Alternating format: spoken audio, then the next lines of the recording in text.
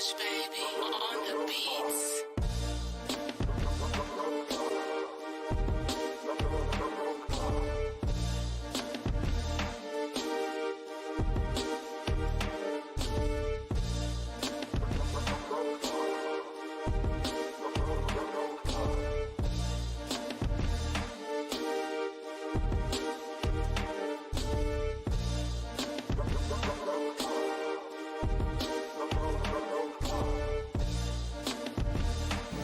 Losers?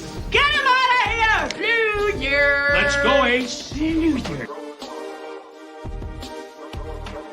Junior, no, he's going to let us down once again. Sorry about that. Let's jump into our first topic. What is going on? Welcome back to the Rogue Pod. It's your man Hendo here, and my co-host, Brodney.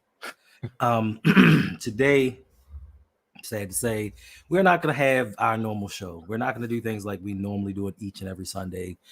Win, lose, or draw. Today, I do apologize, but I have some things that I need to get off my chest before we get started. If you will indulge me. First and foremost, I was heated. I was heated during this game. And the only thing that quelled my anger, the only thing sad to say, was seeing Lamar sitting on that bench with tears in his eyes. And it felt like one of my children was hurting. I don't know why. I didn't feel bad for myself. I didn't feel bad because my team lost. I felt so bad for Lamar because he put so much into this season. And I know he threw that interception, but he was trying to win a game for this team. And today, I'm just going to be completely honest with you. I'm going to take all the BS out. I'm just going to speak from the heart.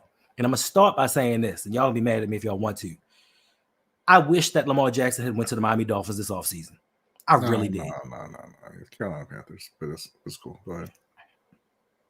I wish that he would have gone to the Miami Dolphins. I wish that he would have gone to a team that was going to take care of him. Because once again, and y'all been telling me this, and I hate to say it, and I don't like that I told you so's, but we've been saying this for so long. John Harbaugh is not a good coach. He does not have his teams prepared to play in these games. He does not make adjustments. And I was going back and forth with somebody on Twitter. I can't remember who it was, but he was saying, why do I blame Harbaugh for this loss?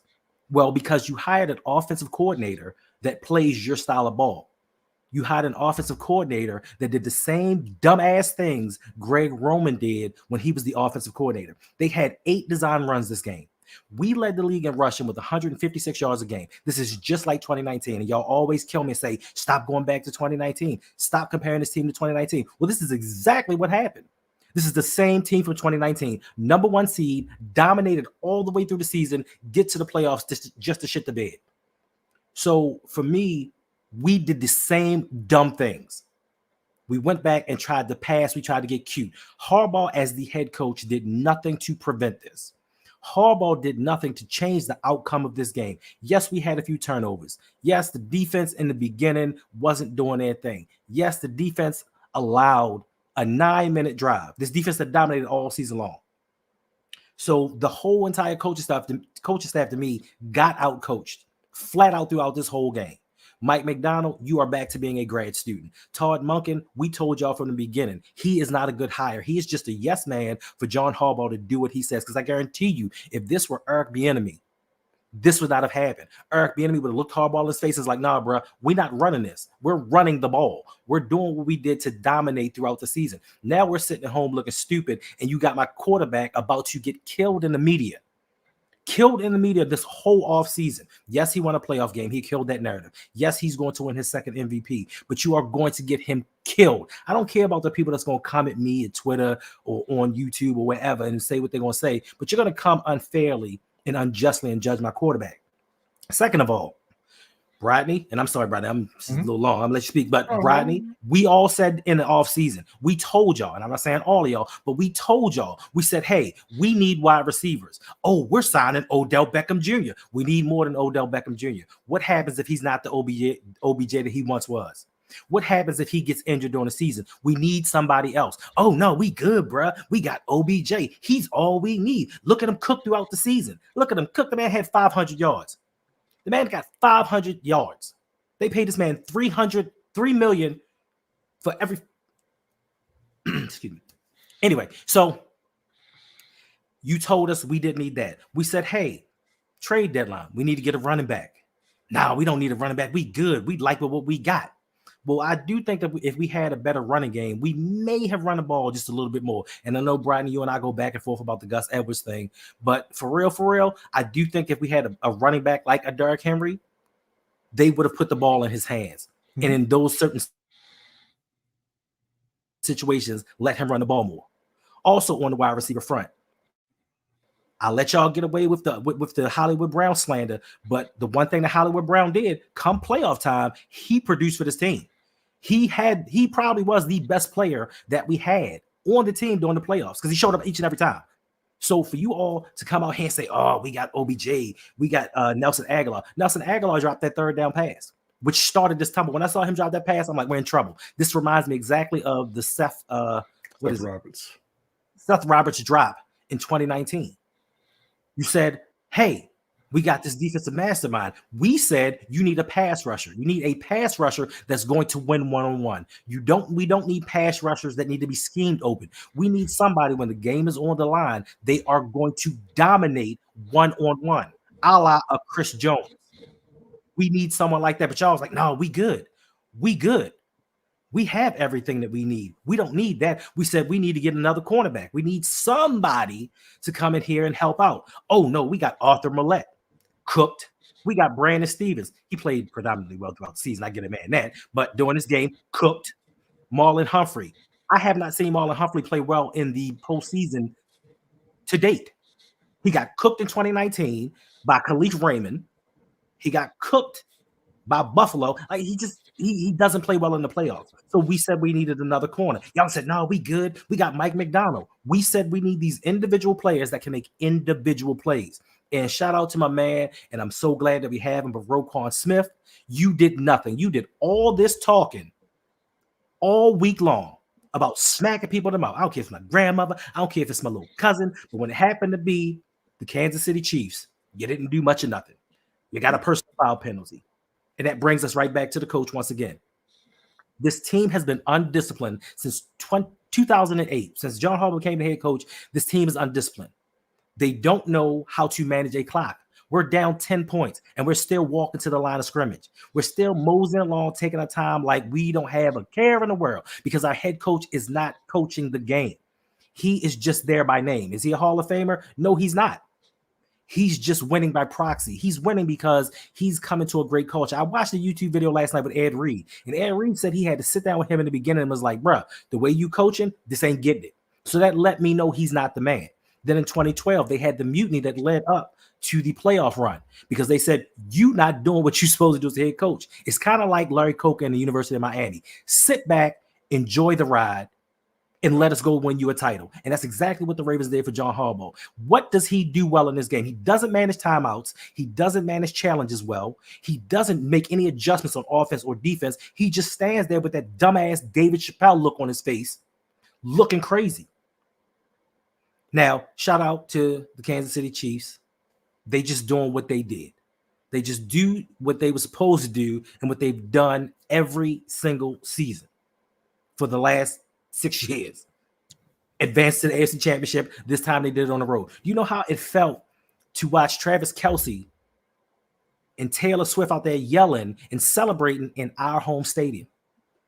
Our home stadium. All because we have a head coach that does not prepare his team to get ready for these big games. And then once things go awry, he does not know how to make the adjustments. I keep telling y'all, this is the Golden State Warriors. Shut up, Brady. This is the Golden State Warriors with Mark Jackson and Steve Kerr.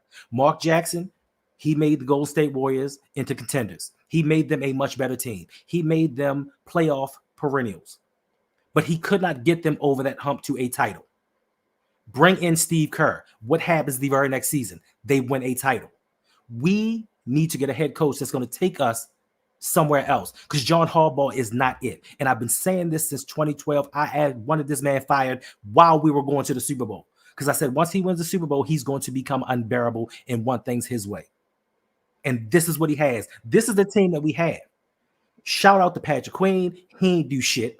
Shout out to Odafe Owe. He ain't do shit. Shout out to Kyle Hamilton. He tried to do something, but he was overmatched. What was it?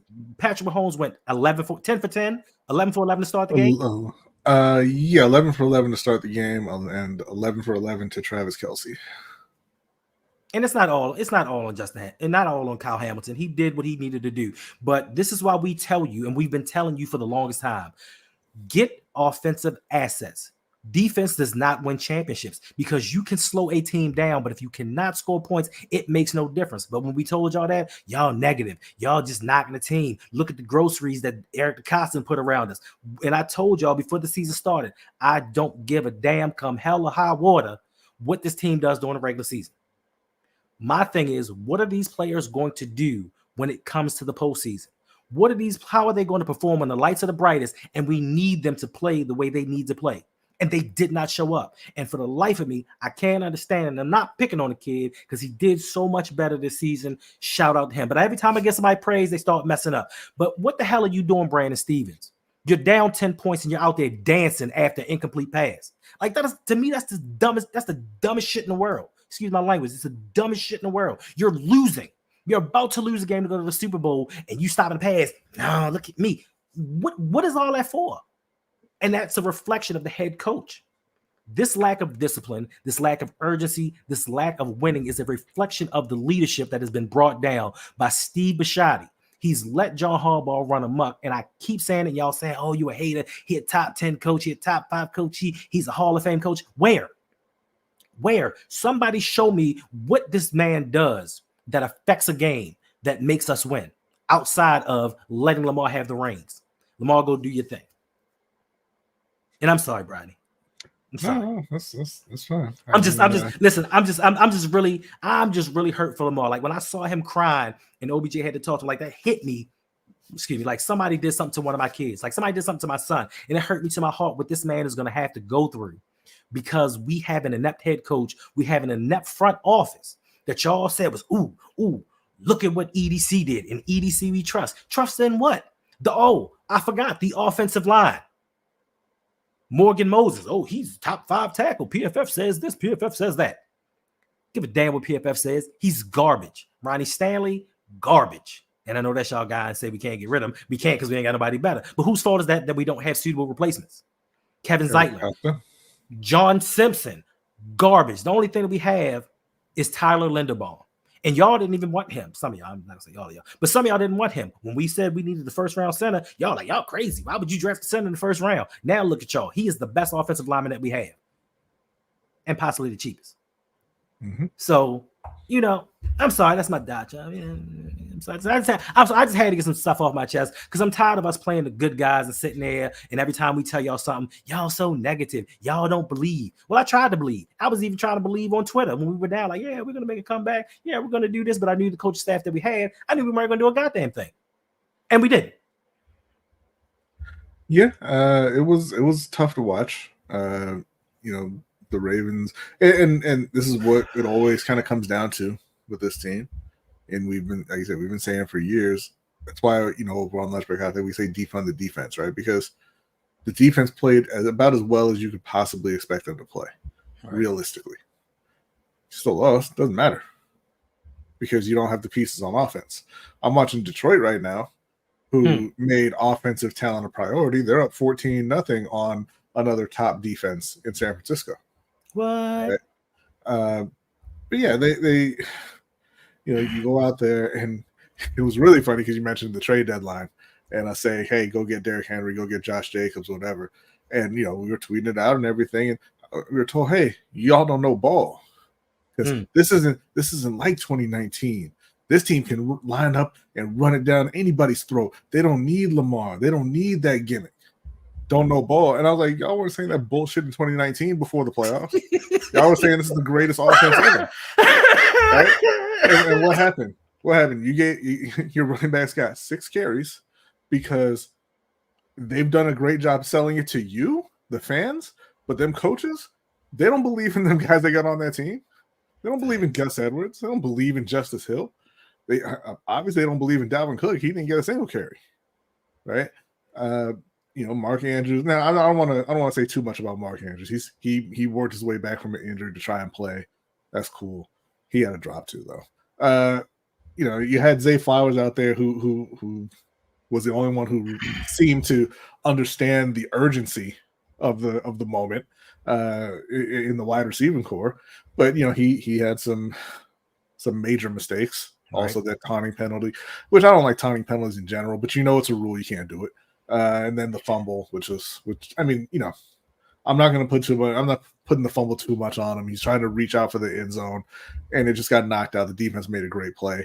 It was a heartbreaking moment there for him. So I'm definitely put that fumble on him.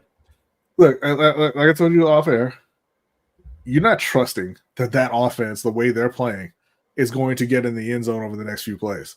I mean, they had a 3rd and 1, and they lined up in shotgun, had Lamar drop back 20 yards because they know Gus Edwards ain't that guy. They know he's not. They don't. It's not that we think it. They know he's not. Right. So yeah, and you had last week against Houston, they got blitzed relentlessly in the first half, and they were not ready for it. They adjusted in the second half, and then they came out this week, and they're like, "What's a blitz?" How do we had no answer. No answer whatsoever. So you got Lamar just hanging out in the pocket, even on the plays where they were able to block and give him some time. He's just hanging out there waiting for somebody to get open. Otherwise, he's running for his life, right? And listen, the interception, there are a couple things about that. It was a terrible, terrible decision to throw that ball. Horrible. It was clearly a pass interference. The defender ran through Isaiah Likely, knocked him down. Not the guy who intercepted it, but one of the guys in the back. And no, they don't trust Keaton Mitchell either. But the other thing is, Isaiah Likely, why are you putting your hand up? You got 3 guys on you. You are Isaiah Likely. Right. You're not even the starting tight end on your own goddamn team. Don't act like you Randy Moss out there. You're not. Odell Beckham, we all kind of said, hey, let's, maybe they're saving him, make sure he doesn't get hurt, blah, blah, blah, wait for the playoffs. But, we suspected that what we saw in week 1 is what he is. Right. And it is. Rashad Bateman, worthless. I don't want to hear another word about Rashad Bateman. Don't want to hear a single word about Rashad Bateman. I'm so glad that y'all did not accept that hypothetical trade when I said, let's bring Rashad to Carolina, because goddamn. All right. I'm sorry. Can I say one more thing? I'm sorry. Yeah. I'm going to interrupt you. Listen, and this is one thing I forgot to start the show off with. Please stop begging. Not you, Dawn. Please stop begging for the refs. If the Ravens had handled their business like they were supposed to, the refs would not have been a factor. If they hadn't dropped balls, fumbled, threw interceptions, didn't pick up blitzes, and listen, tackling was so horrible. The tackling was terrible. So let's stop using the refs as an excuse. We the one if the refs. We wouldn't have won if the refs would have did anything. I'm guaranteeing you, if the Ravens would have scored more points, Patrick Mahomes would have scored more points. You know what else happened with the refs? They didn't call Justice Hill tripping Chris Jones in the end zone. That would have been a safety at the end of the game. Facts. So, it is what it is. But no, look, I don't want to hear anybody talk about Justin Madubuike getting re-signed. I don't want to hear anybody talking about Patrick Queen getting re-signed. I don't want to hear anybody talking about this is a run team. They don't believe in running the ball. I don't want to hear anybody talking about John Harbaugh should be the coach. John Harbaugh needs to be gone tonight, right? Because this is how you always play. Nah, not really. They lost by 7 points. So you telling me if Lamar hadn't thrown an interception, if Zay Flowers hadn't fumbled in the end zone, then you'd be saying that the refs were the problem? I mean, it's plain sight. You can call holding, you can call anything on any given play. But if we played up to our capabilities, let's not use the refs as scapegoats. This is why John Harbaugh still has a job, because we want to use injuries. The injuries the last few years, these are the reasons why the Ravens haven't progressed during the season. Well, if this hadn't happened, then John Harbaugh needs to be held accountable for all of it. Listen, the refs didn't make Kyle Van Noy push Travis Kelce. They baited them. Listen, they psychologically duped us when they started messing with Justin Tucker. Mm-hmm. When they did that, they got us out of our game. And Travis Kelce did the same thing to Kyle Van Noy. The refs didn't make Zay Flowers spin the ball by L'Jarius Sneed or push him down to the ground. The refs didn't do that. He did that. The refs didn't make Roquan Smith jump across the line and tackle the dude. No. The refs didn't do that. We did that because we have a lack of discipline because we don't have a head coach. They played like an inexperienced team, and they're a team full of vets. Full of vets. Yeah, it was a terrible performance, but this is how Harbaugh's teams perform when they have expectations. Yep. You know, like you say, they're undisciplined. You know, he doesn't have any answers, and it's well past time for him to be gone. Well past time. Yes, and yes, they shut out the Chiefs in the second half, but they didn't score in the second half, and this is why we've been preaching offense. Hey! They scored the field goal in the second half, sir. They won that second half. All right, shout out to Brandon Bazell for the $15 donation. He says, "Preach, Pastor Hendo, might make me unretire. Do what you need to do, because like they got me really hyped, and I'm just like I'm in a space right now where I'm divulged of." Where I'm not really feeling like sparing people's feelings. Because before, we try to be nice, we try to be mindful of everybody else, but y'all didn't listen to us. Y'all called us the gloom squad or whatever y'all called us, because we speak the truth, because we see certain things and we see certain things are going to come into fruition. But of course, you're wrong. Eric DeCosta, he's did this, he did that. Now, what is Eric DeCosta going to do? We have so many free agents. The only running back that we have on payroll right now is the one that cannot block a simple blitz with help. They also got the one towards ACL. I'm not counting him because I don't know when he's going to be ready. Maybe back sometime. Killer Cam saying this is all on the offense. I'm sorry, go ahead.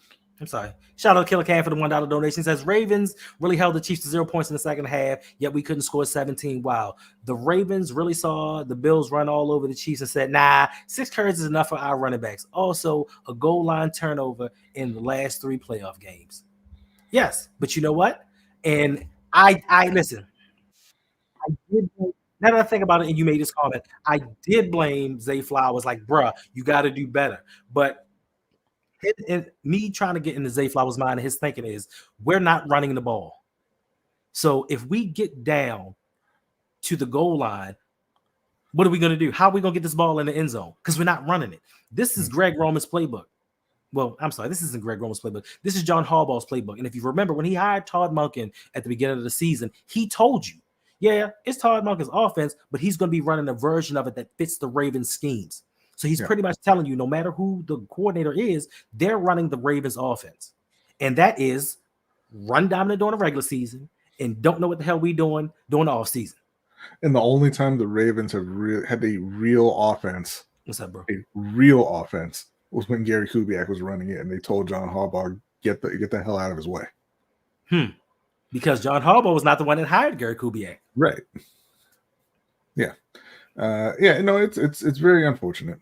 It really is, because you had the O-line had been playing better, but they kind of fell apart today.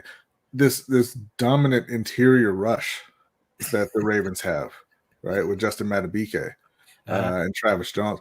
The Chiefs were missing one of their best offensive linemen in Joe Thuney, and I didn't see Pro Bowl All-Pro. Yeah, I didn't see them really affecting the game there. I saw, by the way, and I don't mean to pile on or anything, but this is why I always tell you, no, I don't. This is why I always tell you, play like a Raven doesn't mean anything. AFC North football doesn't mean anything, because that AFC West team, that's all flash, that's all Hollywood, came in there and bullied you on your field. It doesn't mean anything. Thanks. Everybody in the NFL plays physical. Thanks. Everyone. And they just have better players. Apparently. Listen, and now that you mention it, they were missing Willie Gay, Derek Nottie, the one dude that sacked Lamar. He left the game. Yeah. So you're missing a bunch of your defensive talent, and we still can't do anything because the offensive coordinator that your sister picked, John Harbaugh, you didn't even interview this gentleman. Your sister said, oh, he's good to go. Like, my cousin from down the street knows him. So he good to go. Like, do your thing. So this is why, and I know the GM said he had, if the Ravens lost his playoff game, that John Harbaugh had to go. If we won the Super Bowl, John Harbaugh had to go.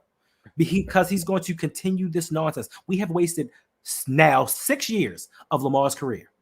Year one, I understand it. He wasn't supposed to start. He came in for Joe Flacco. He's a rookie. We didn't expect much of him. Second year, was a unanimous MVP. You realize, hey, this novelty that we drafted is actually a player. But yet and still, we have not built around him. And I'm sorry, but Nelson Aguilar, Laquan Treadwell, Odell ACL Beckham Jr., They are not suitable. These are not suitable replacements. You see these dudes out here. The Detroit Lions drafted Amon-Ra St. Brown. Yeah. Then they went out and drafted Jamison Williams, Sam Laporta, Jahmyr Gibbs. Like, these teams are going out here stacking up on offense. As good as the Niners are on defense, they went and built up their offense. But yet still, we don't do that. We want to continue, and not you guys. Oh, some of you guys, I can't even hold you. Some of you guys are going to sit here today like you do every offseason. It's like, man, we need to get better on offense. We need to get wide receivers. We need to get running backs. We need to get some offensive linemen. And then come draft time, man, it's a corner available. It's a defensive end available. We need to get them. I did my mock drafts and I scouted, and this is what we need to get. And you do it every season. Every season when the offense sucks, it's we need offense, we need offense, we need offense. But draft time, we need defense. Yeah, and I love this player, but we said it was going to happen too. Same thing with Kyle Hamilton. You know, the offense was bad. The offense, the offense needed help, and that's everybody was really upset about the offensive performance. But after the season, and then you start following draft Twitter and going into that portion of the NFL cycle, you're like, man, Kyle Hamilton I can't believe Kyle Hamilton going to fall to us. I can't believe this safety is going to fall to 15 when nobody else drafts safeties before the middle of the second round. This is wild. It's crazy to me. It's crazy. No, Mike McDonald. No, he's a Harbaugh. He's a Harbaugh. He's from that Harbaugh coaching tree. No, I don't want him. I'm sorry. You can keep him. What's up, Reg? Well, them boys out there play like the same thing, right? That's not the flex you think it is, because they were actually top 4 in the league. They were playing. I don't know if you know, but they were playing in the conference championship. Shout out to Kenna. Facts. And the 17th ranked team don't do that. Shout out to Kenna for the 59-cent donation, and shout out to the $3.33 donation from Money Making Mitch. He said Harbaugh needs to go now. If you look at this team, it was one of the best teams of all time by DVOA. 6 rush attempts all game is ludicrous. Now, listen, I did a video. I just did a video. And I begged championships. And I told you defense does not win championships. And I did a list of the last 5 Super Bowl championships in comparing with the offensive ranks and the defensive ranks. And most of the defensive ranks, pretty high. But the offensive ranks were higher. And all of the teams, each and every year, that had the number 1 defense all got kicked out the playoffs. A few years back, Buffalo had the number 1 defense, got 42 points scored on them. Yeah. 42 points. Number 1 defense. So if you cannot score, you cannot win. And, oh, shit. I'm in a submarine. Am I back now? Am I back now? I'm sorry. So, yes, so defense does not win championships, but I'm guaranteeing you, y'all going to want a pass rusher. Y'all going to say we need another cornerback. No, we need wide receivers and offensive linemen and a head coach. And listen, man, I just, people who say defense wins championship are delusional. And they're clinging to a nostalgia for the way the game used to be when they were coming up, or for whatever made them fall in love with the game. Because I mean, I heard people talking about defense wins championships after the Eagles won the Super Bowl, right, against the Patriots, because despite having not forced a single punt in that game, the who was it, Brandon Graham, I believe, forced the fumble on the last drive. And the Eagles recovered it, and they won the game that had a combined like 77 points in it. They'll cling on to anything. Thanks. Ravens girl, listen. If Andy Reid became the coach of the Ravens tomorrow, we're winning every Super Bowl. Yeah, because we have an offensive coordinator that can maximize Lamar Jackson's skills. Listen, we said that the Kansas City Chiefs were dead. Not all of us. Not all of us. Jose wants to link. Huh? Jose wants to link.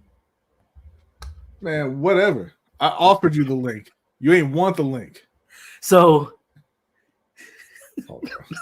everybody thought that the Kansas City Chiefs were dead. Their wide receivers were dropping passes. Their offense wasn't scoring more than 20 points in a game. We said this is the downfall year of the Chiefs.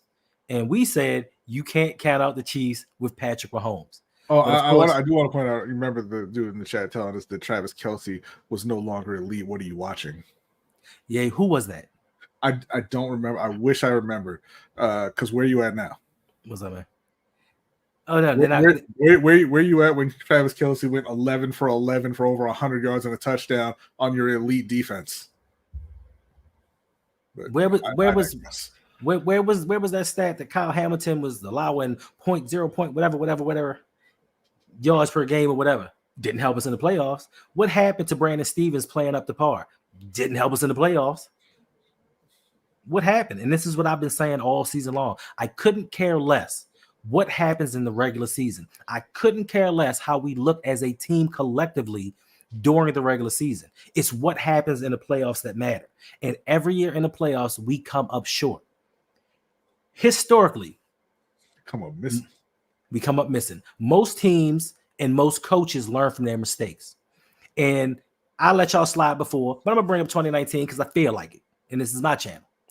So 2019, the Ravens became the number one rushing team in NFL history.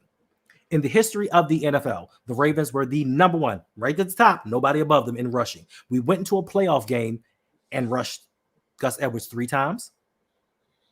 Yeah, and Mark Ingram, I think it was 6 times. I think that was Lamar. Mark Ingram might have got like 2.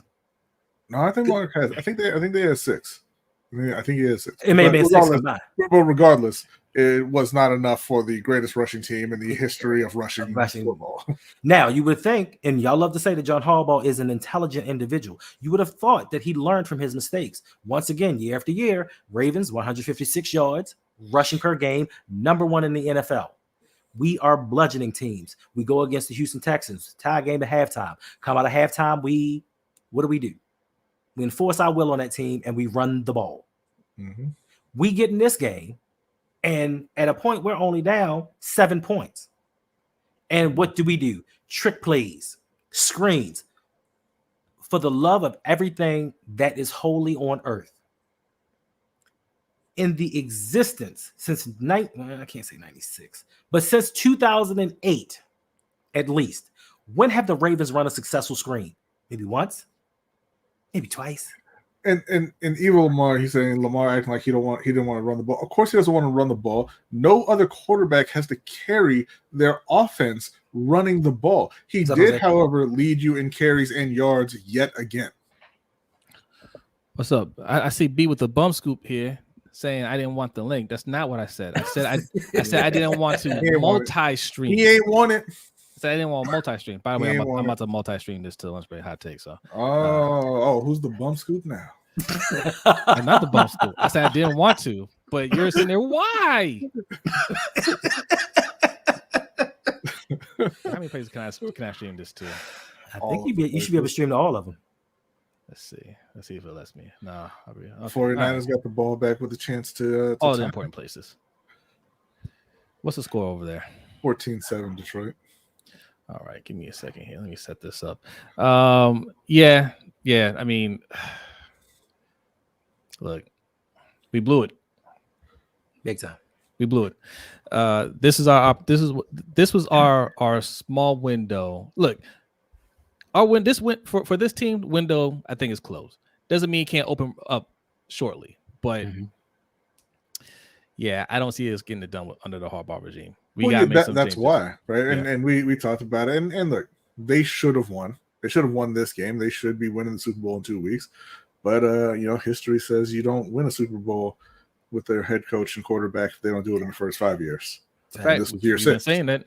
Now, Davon, the window is closed, like as I said, for this particular version of the team. You got a ton of free agents. They're going to have to retool and rebuild, but you're always going to have the opportunity as long as Lamar is there.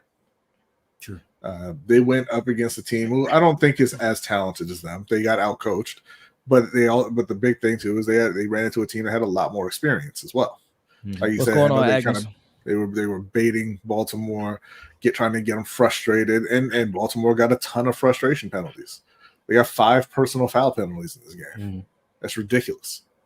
Yeah. And the one thing for me that stands out, and this is why we always tell you, watch other football teams play. Don't just watch the Ravens. When the Kansas City Chiefs found a play that worked for them, they stuck with it. When they found out no one could guard Travis Kelce, they kept with it. Not like us. We find a play that works, and then we try to do the total opposite. And these are the things that get us in trouble because we don't have a head coach that stands his ground. He doesn't stand on business when it comes to offense or defense. He just lets his coordinators coach, and he doesn't say anything to him. And he just stands there and looks at the ref like, why did that happen? Because you can't coach. That's why it happened. Yeah. All right. We're streaming live over on Lunch Break Hot Take as well. So everybody that's over there, shout out to you guys. Thanks for coming. Picked off Brock Purdy. Oh no. Did they know they didn't? Yeah, he did. Yeah, they're not. Yeah, we blew it. We should be playing the Lions. This should be Rodriguez. Sorry. This should be our Super Bowl. John Harbaugh needs to go. Yes. All right. Look. I mean, Hendo, I listened to your speech at the beginning. Very well said. And bravo. Yes. I mean, you summed it up right there. I feel for Lamar because we know what kind of criticism Lamar is going to get because of this, right? Everybody else is going to be pretty much off the hook. I mean, I'm already talking to some of my friends about John Harbaugh, and they're saying, oh, well, he's not the one to drop the ball. He's not the one making the boneheaded plays. Yeah, but if they played a perfect game like the Chiefs did, people will be talking about how great of a job Harbaugh did with this, how he did a massive coaching job. But that's not what happened. What happened was the team was jittery.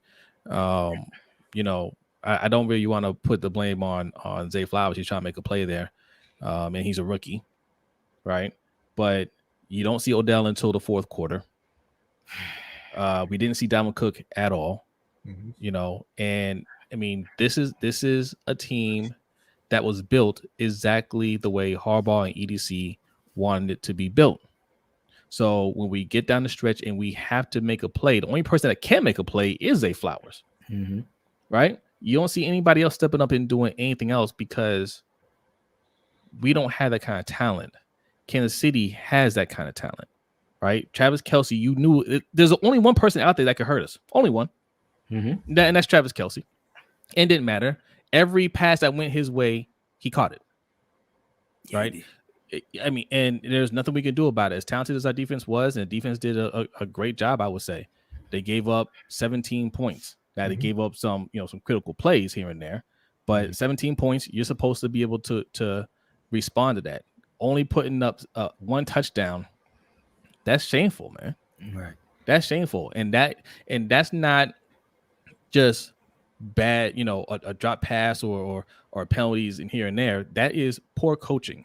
That is us not knowing how to pick up a blitz, right? That's not Lamar not being able to throw in the blitz. It's these plays aren't designed to pick up blitzes, right? So that they're running the blitz and Lamar's waiting for somebody to get open and nobody's open because we don't have any plays to anybody to check down to or anybody to get the ball out of his hands to quickly. We're just, what I'm saying? Like no adjustments. Right. No adjustments. I don't know what happened. Like we made the adjustments last week, right? In the second half. But this week, they coach scared in big moments. Yeah. And we didn't run the ball. And this is something I've been harping on a lot because people always say Lamar needs to check down. They don't have anyone to check down to. Yeah. You're not going to do that when it's Justice Hill and Gus Edwards. Now, credit to Justice. He does what he can with the ball when he gets it.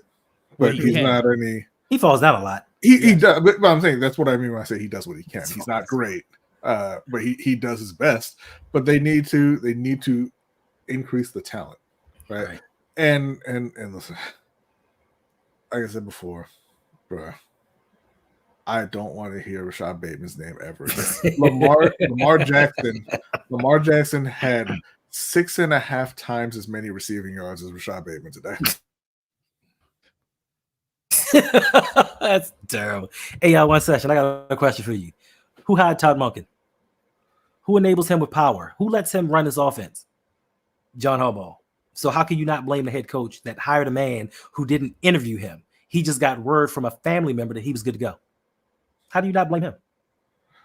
Wait, say that again?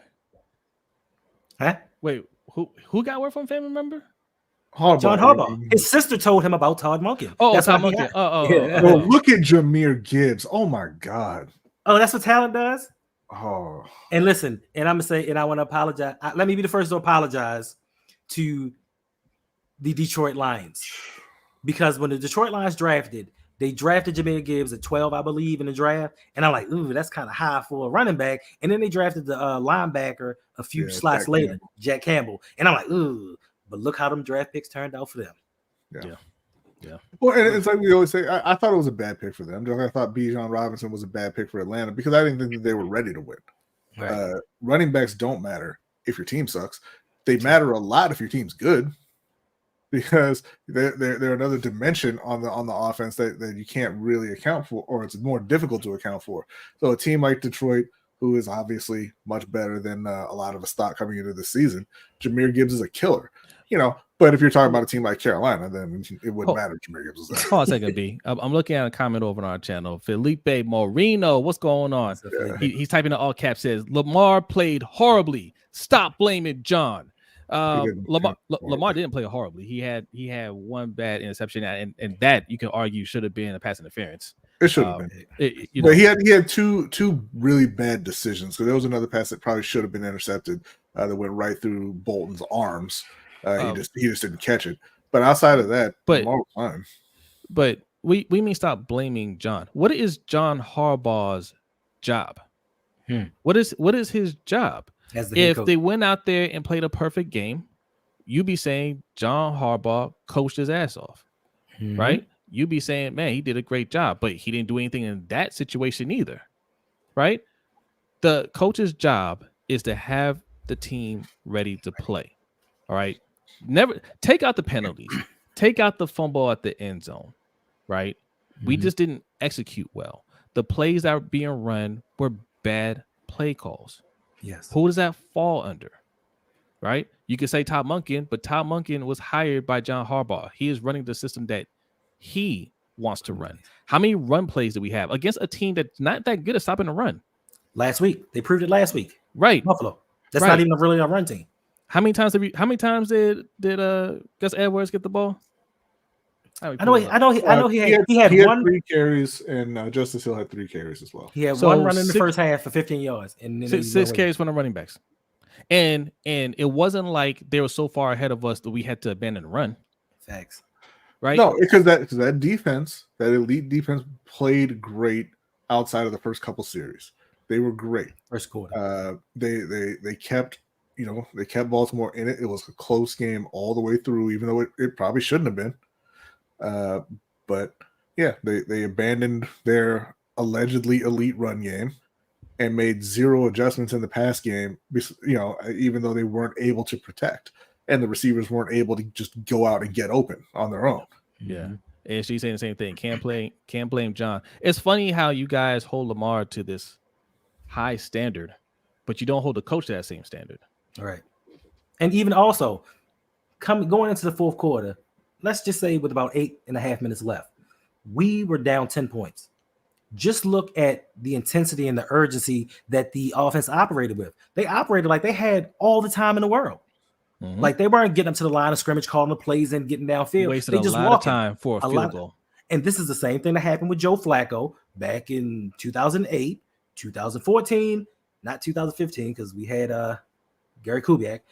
Then the other years, it's been the same thing with John Harbaugh. He has not changed as a head coach. They're still making the same mistakes. They're still undisciplined. Like, how can you let this team bait you into so many penalties? You're one game away from the Super Bowl. One game away. And it is on the head coach for him to have this team disciplined and locked in and ready to go. And I think that them messing with Justin Tucker before the game unnerved us. Like, it got to us. Like, where was Roquan Smith? Like, I don't know where his mind was. So, okay. He's saying you can't blame him because the fumble and the interception is all that kept them from winning. But they had 5 drives of 5 plays or fewer. Yes. Yeah. What happened on those drives? What happened on those drives? Do you know they went, I can't remember, I had it written down somewhere. They went 12 and a half minutes without getting a first down. 12 and a half minutes without getting a first down. Who the hell does that in today's NFL? That is almost a full quarter. You do not pick up a first down. I mean, from the first drive, they came out there flat-footed. Aguilar.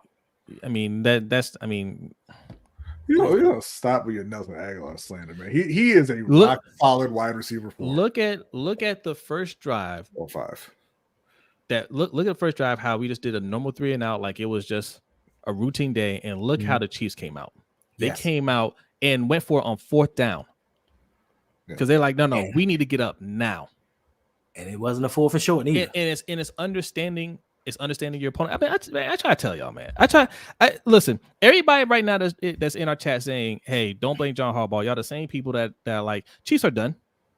Y'all the same ones like, oh, Chiefs are done. Oh, you know, it's not so fun when you don't have wide receivers. Ha ha ha ha ha ha. Right? Yeah, that Chiefs is still the Chiefs. This is what they prepare for. They don't look like them Chiefs from week 1, do they? They don't look like them. They don't look like them Chiefs from early on in the season, do they? They look like completely different, locked in Chiefs. They fix it. You know, Kadarius Toney ain't been active for a few weeks, right? Facts. And Sky Moore's been on the injury list. Right. But you know who else hasn't looked the same? Odell Beckham Jr. since his birthday. Right. But no, Kimberly Harmon says, I don't know who to blame. There's nobody to blame. You played. The team lost. You played a great team. Facts. This team has been to the AFC Championship game 6 years in a row. You just lost, and you lost a close game that you could have easily won, but you know, you shot yourselves in the foot. That's fine. The reason why I'm saying Harbaugh has to go has nothing to do with this game. We've been saying that for about 2 years. Facts. That he has to go. And it's always next year. I'm gonna reiterate it, right? We got about 50 people on our chat. You got about, how many you got over here, Hendo? 70, 80? Y'all, okay. 80. All right. That's about 120 people. Make sure y'all hitting the like button and subscribing both channels. Okay. If you're watching on Roll Pod, subscribe. If you're watching on our channel, subscribe. Go over to the Roll Pod channel and subscribe. All right. But we've been saying this. We said it earlier. All right. No head coach and QB combination has ever won a Super Bowl if they haven't gotten it done within their first 5 years. This is the 6th year with Harbaugh and Lamar. And this was their best opportunity to do it. And that window has closed. Wait a minute. We won a playoff game and we're taking baby steps. We're about to go into year 7 of Lamar's career. What is the next step next season? Right. Losing the AFC title game by scoring a lot of points? Bring up Felipe's comment that Allen with this Ravens roster would beat Mahomes. Based on what, bro? Like, he's had better weapons than Lamar. And he has better weapons than Lamar right now. He has a better roster. He's had a top defense going up against Pat Mahomes. He put them out there with 14 seconds. He said, defend Kansas City for 14 seconds, and they couldn't do it. He's got Stephon Diggs, who's better than every wide receiver that Baltimore's ever had. Ever had. Okay. You know, y'all love Gus Edwards. They've got James Cook. James Cook went for 1,500 yards this year. Facts. Y'all love Mark Andrews. And listen, Mark Andrews is better than the tight ends over in Buffalo, but they've got 2 good tight ends in Buffalo in Knox and Kincaid. Right. Like, no, Josh Allen on this team would not beat anybody. You would not. Not with these weapons. All right. Shout out to Jared Green. Appreciate you for the $3.33 donation. He says, get John and Todd out of here. I agree. Appreciate you, bro. Yeah, I mean, listen, I don't know why everybody thinks that quarterbacks are going to come to the Ravens. There is no quarterback in the NFL today, outside of maybe Pat Mahomes, that can come to the Ravens and take this rag upon monkey on his place. But you're right. Do you notice? Did you notice? So they scored 17 points in the first half, right? Mm-hmm. Didn't score anything in the second half. But did you notice? There's no frustration on that side of the ball, right? There was no, hey, we gotta put, like, they understood we just need to keep the ball out of Lamar's hands. They controlled the game. They controlled the game, right? That's and look, that comes from experience, man. When you play that many playoff games, that many AFC Championship games, you understand what it takes. And the coach understands what it takes. Again, I'm not getting on Harbaugh. I'm not saying he's the reason why we lost the game, but he damn sure didn't do anything to help us. And our reason for saying he's got to go is not solely off of this game, but this was his best chance, in my opinion, for him to change my mind on keeping him. I don't think we're gonna win again with Harbaugh. The team most likely. I won't say it's going to be worse. It's definitely going to be worse on defense next year. It's definitely going to be worse, right? We can't keep all these guys. And McDonald's going to be gone next week. He's going to be coaching Seattle. Probably, yeah. And you know what? And this is something. They're this is waiting. something They waiting for. that you said. This is something that you said before too, and I fully agree with you. When you make a choice, you make the decision that I'm going to fire my coach. There's no if he loses next week. Like, you decided you didn't want him to be your coach. Fire him. Right. But that's what they did with John Harbaugh, right? They said, oh, yes. Well, if he loses the next one, you know, it looks like he's going to be fired. And then they put in Lamar Jackson, and now he's still here. You decided he wasn't the guy. Yeah. Lamar Jackson being on the field shouldn't make any difference to that. Yeah. Right? You decided he wasn't the right person to be coaching your team. So fire him and get somebody else. I agree. Shout out to Brian. Antonio. Yes. Appreciate you coming through. Hey, Brian, I got a question. What's up? That totally talented all-pro 7 Pro Bowl team. What is that defense getting done to by the Lions? Oh, they're getting stomped on. What's the score? 27, 21-7. 21-7. But I thought defense and the was Lions championship. have the ball again. And the Lions have the ball again, and they're driving. But I thought defense wins championships because, you know, we keep seeming to get all these defensive pieces and want to put all this money on the defensive side of the ball. If you can't score, you will not win. It is the second quarter. The Lions have 140 yards rushing. Oh, so they pulled the Ravens. That's what should have happened today with us. I don't understand in these big moments for the Ravens, we always abandon the run. This isn't the first time we did that. You do understand they don't believe in their running backs. True. And the thing is, like, there are 2 players outside of Lamar, obviously, but there are 2 players on the offense in Baltimore who matter. There are Zay Flowers and hopefully Keaton Mitchell if he comes back, because those are the only 2 explosive players on the team. Right. Yeah. And that's what you need if you're going to move the ball and you're going to score points. They just, you know, I'm not saying they don't have any other good players, but those are the most important guys on the team. If you can only save a couple players, if you're having an expansion draft, it's those 2. Everybody else can go, and you can rebuild around them. This has to be the last year we focus on being a running team. It doesn't work. It's not good enough, right? You can be efficient in running, but that can't be our identity because we don't stick with it when it really comes down to it. This game was never out of reach. Right. Never out of reach. It was never a point where we had to abandon a run. There was never a point where we had to go out there and say, "Hey, we can't run. We gotta get some points up here quickly." Right? Mm-hmm. Like, they could have taken the time, established a run, and we had had more opportunities to put up points. Mm-hmm. Facts. And speaking of identities, shout out to Money Making Mitch for the $3.33 donation. He said, it's not about losing, it's about how you lose. If we lost playing our game, I'm okay with that. But this is the second time we've lost because we went away from our identity. And I agree with you 100%. Like, listen, sometimes it's just not your day. Sometimes you run into teams schematically that you don't match up well against. But if you play to your potential and you lose a game, I'm cool with it. But if you go into games, we've reached so many NFL records this season. We have 11 wins over teams with a winning record. Lamar's won his last 4 games by an average of 26.2 points per game.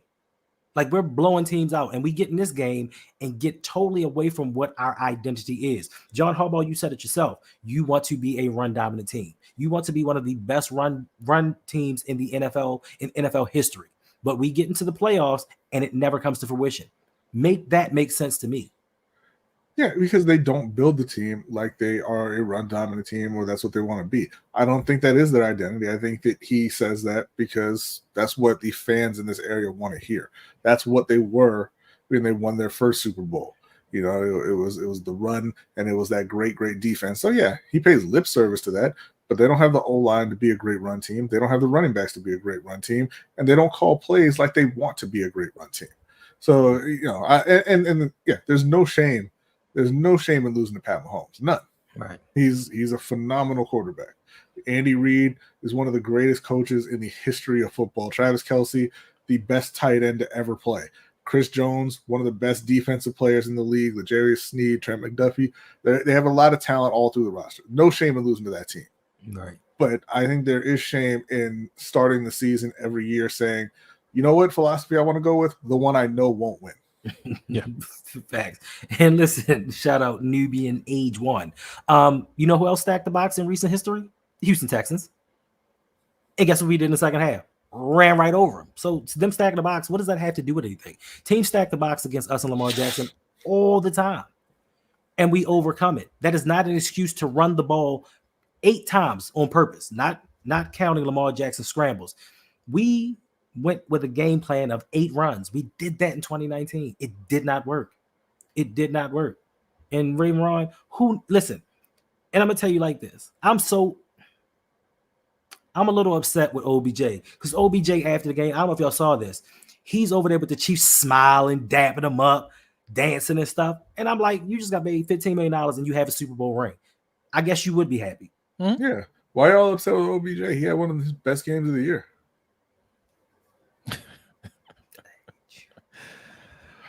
I mean, look, my man caught 3 passes today. This is what people are saying. Lamar, this is Lamar Jackson playing terrible. 20 for 37, 272 yards, 1 touchdown, 1 interception, 8 carries, 54 yards. All right. He had a fumble as well. I mean, whatever. They ain't blocked for him. But great game, no. Terrible game, no. Yeah. Oh, also he also had a reception, right? 1 catch for 13 yards. How many catches Bateman have?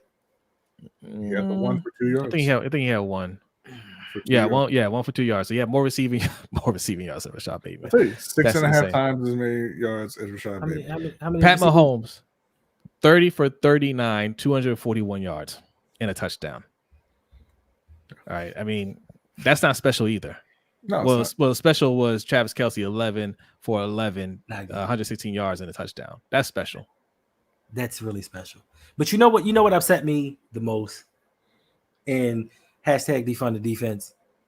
All week long, we talked about Patrick Mahomes going up against our number 1 scoring defense, number 1 in the league in sacks, number 1 in the league in turnovers. We talked about this all week long. They allowed the Kansas City Chiefs to go on a 9-minute drive. 9 minutes and score a touchdown. Yeah. That's amazing to me. At least they made some adjustments. They kept us in the game in the second half. They really did. Even when we had that turn, we had that was it a fumble? The fumble. And we got the ball back because they went for on 4th and we stopped them that time. Right. Even we threw an interception, like they kept us in the game. But this offense, Antonio said it earlier, man, not being able to put up 14 points, that's shameful. Yeah. That's shameful. I mean, he got 2 sacks, I do believe. Yeah, it's 2 sacks. This brand is not working. Okay. Mm-hmm. Getting to the AFC Championship game is not good enough. Especially a year like this year. This was the year to win it. I mean, looks like we would have been playing the Lions. I'm gonna be sick. I'm gonna be sick. We would have dog walked the Lions. Would have. Now Pat Mahomes is gonna get another dog walk either one of them. I mean, that is facts. Yeah, Brock Purdy. Well, yes. Yeah. But all right, look, man, we go into the offseason now, and there's a lot of moves that we need to make. I mean, as much as I want Harbaugh gone, Harbaugh's not going to go. But you sure? They're not going to fire him unless he retires. I don't think they'll fire him. They're going to mutually part ways. Plenty of good coaches left.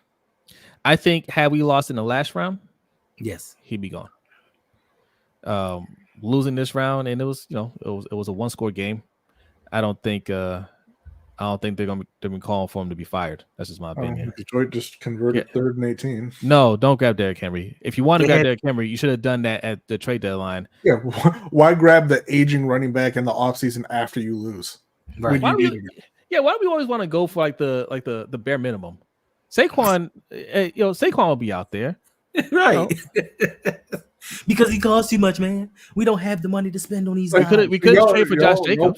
Y'all wanted that 2nd round pick so bad. Go get a running back. Don't go sign Derrick Henry now. Nonsense. We can't draft, so I mean, JK could play. He just couldn't like play. But we need him to play. Felipe said Joe Burrow will beat the Chiefs. Well, how come he ain't do it? Right. Where is Joe Burrow? Wait. No. He did. He did the one time. He did the one time, but did he do it this year? Did he beat this? Did he beat this year's Chiefs? Sure did he beat last year's Chiefs? He didn't. Okay, then. But I have a question. for you two. Is it just me, or did Jake Browning have better stats than Joe Burrow did this year? I mean, is it just since we want to bring up Joe Burrow and what he's doing? Jake Browning played better than Joe Burrow did this season. So, but also when Joe Burrow beat the Chiefs, he had Jamar Chase and T. Higgins, and his number 3 receiver was a 1,000-yard receiver named Tyler Boyd. Yeah, Felipe and he had Joe Mixon. And he had Joe Mixon. He talking about 2 years ago. What did he do this year? Who's the comparison for Jamar Chase in Ravens history? Felipe? Go ahead, you just lay that on. You let me know. Who's the comparison for T. Higgins? Right. Toy Smith. Oh, he was hurt. Oh, okay. What happened last year? Oh, really? What happened last year? How come he didn't beat him last year? Yeah, what happened last year? Because he played him in the AFC Championship game last year, and he lost. Yeah, that's weird. Spooky J said Michael Jackson. Yeah, but no. Come on, AK. We don't have those comparisons. We don't put these types of talents around Lamar Jackson. We expect Lamar to go out there and win games by himself, and then when he loses, it's Lamar didn't get it done. His number 1 was a rookie, a 5'8" rookie, playing in the second playoff game. And listen, outside of that fumble, because he was trying to make a play, Zay Flowers played well. But unlike the Chiefs, we don't have an offense designed to get Zay Flowers the ball in open spaces. We just don't do it. Like, we get lucky sometimes on busted coverage, but outside of that, we just don't have the design, the scheme, the personnel, or the minds to get certain things done. And this is why we keep telling y'all it's an offensive league. Stop trying to get defense for this team, because I'm guaranteeing you most of y'all will come back here during the offseason. That cornerback's looking mighty right. That defensive end, sure looks good. We can't get Saquon Barkley. We're not going to go after Justin Jefferson. We're not going to go after T. Higgins, but we'll pay a second off-ball linebacker another $100 million in Patrick Queen. Real talk says Burrow would definitely win with this defensive offense. You've never seen Burrow play with anything that looks remotely like the talent on this offense. No. You know, with the one season that he played, when he had, he only played half that season because he's far more injury prone than Lamar is. 4 seasons, went out 2 seasons. And injuries. But listen, he's got 2 number 1 receivers in Jamar Chase and T. Higgins. Lamar's never had close to that. Never. Or Tyler Boyd. Yeah. Or Tyler Boyd. Facts. Man, closest thing he's had is Hollywood. Or Joe Mixon. This is true. Oh, he's been stacked with talent since he's come to the league. Yeah, he has. But yet and still, and he has an offensive minded head coach who's not a special teamer, who can help design plays and get him into the flow. Like, isn't he from the McVay coaching tree? Who, Taylor? Zach Taylor? Yeah. I think so, yeah. Right. So he knows how to design offenses. We don't have that.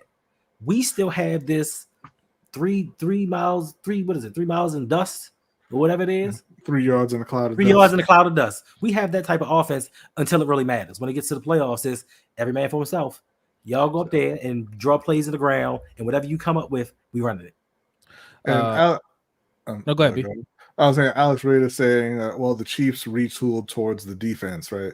Yeah, they put a lot of effort into the defense. They've built up their defense, which, by the way, you can do both, but they still have talent on the offense. Travis Kelce is better than Mark Andrews by a wide mile. Travis Kelce is the reason why they won this game. Yes. Did Andrews have his annual playoff drop? He did. Yeah, he did. He did. Rashee Rice is essentially the equivalent of Zay Flowers over in Baltimore. They have Isaiah Pacheco, who's better than all of your running backs, and they have a better O-line and they have much better coaching. And they had an O lineman out, an all pro bowler that did not play. And we didn't exploit that. Yeah. Make sure y'all hitting that like button. All right. Both channels. Okay. We're streaming live on Lunch Break Hot Take. Also, the Rogue Pod. All right. And if you're new, hit that subscribe button. My good friend Antonio, what's going on? Says, so what do y'all draft first? O-line or an offensive weapon? Man, listen, I don't know. Look, I think that GMs should be able to hit on their first round pick regardless, because no matter where you're picking in the first round, you're getting one of the top 2 or 3 at the position you're taking, most likely, right? But Eric DeCosta's 1 for 7 on O-lineman, man. So I'd be a little nervous with that one. I'd probably look in free agency for the O-line. But that's why I would draft that first, right? Because that one was in the first round. You was, but I'm saying, like, if I, look in free agency first. If they're, younger, proven O-linemen, go pay for them. Please pay for them. I would say, first of all, trade up and get a better O-lineman, the best O-lineman you can get, and then spend some money and bring in T. Higgins. Okay, yeah, I don't. Huh? He's going to Carolina. Oh, I'm sorry. Me and B already worked this out. He's going to go to Carolina. We're going to trade for Justin Jefferson. Yes. So we may not be able to trade up. We might have to use that first round. The reason that I say go in free agency and get those old linemen is because he has shown the ability to draft talented receivers. They didn't keep Hollywood thanks to John Harbaugh and Greg Roman, but Hollywood's a talented receiver. Zay Flowers is a talented receiver.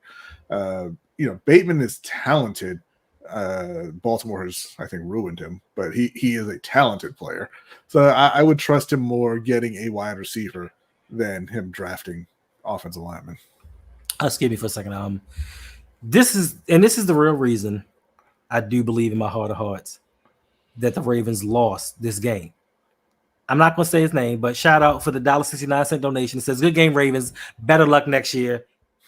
Hendo, I will not see you at the halftime show. That's the real reason we lost. If y'all want somebody to blame Usher for being the halftime entertainment. So listen, let me can I tell you a quick story?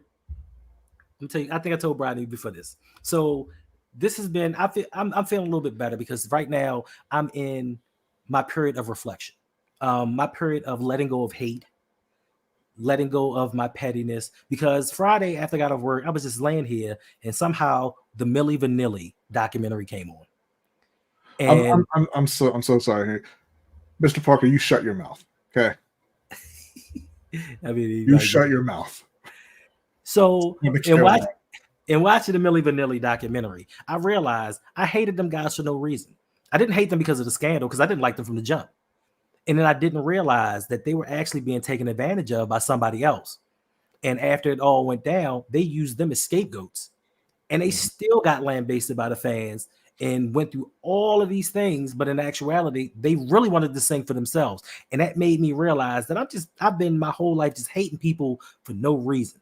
So I no longer have hate in my heart, and the hate is actually gone. But just don't mention Usher because I still hate him.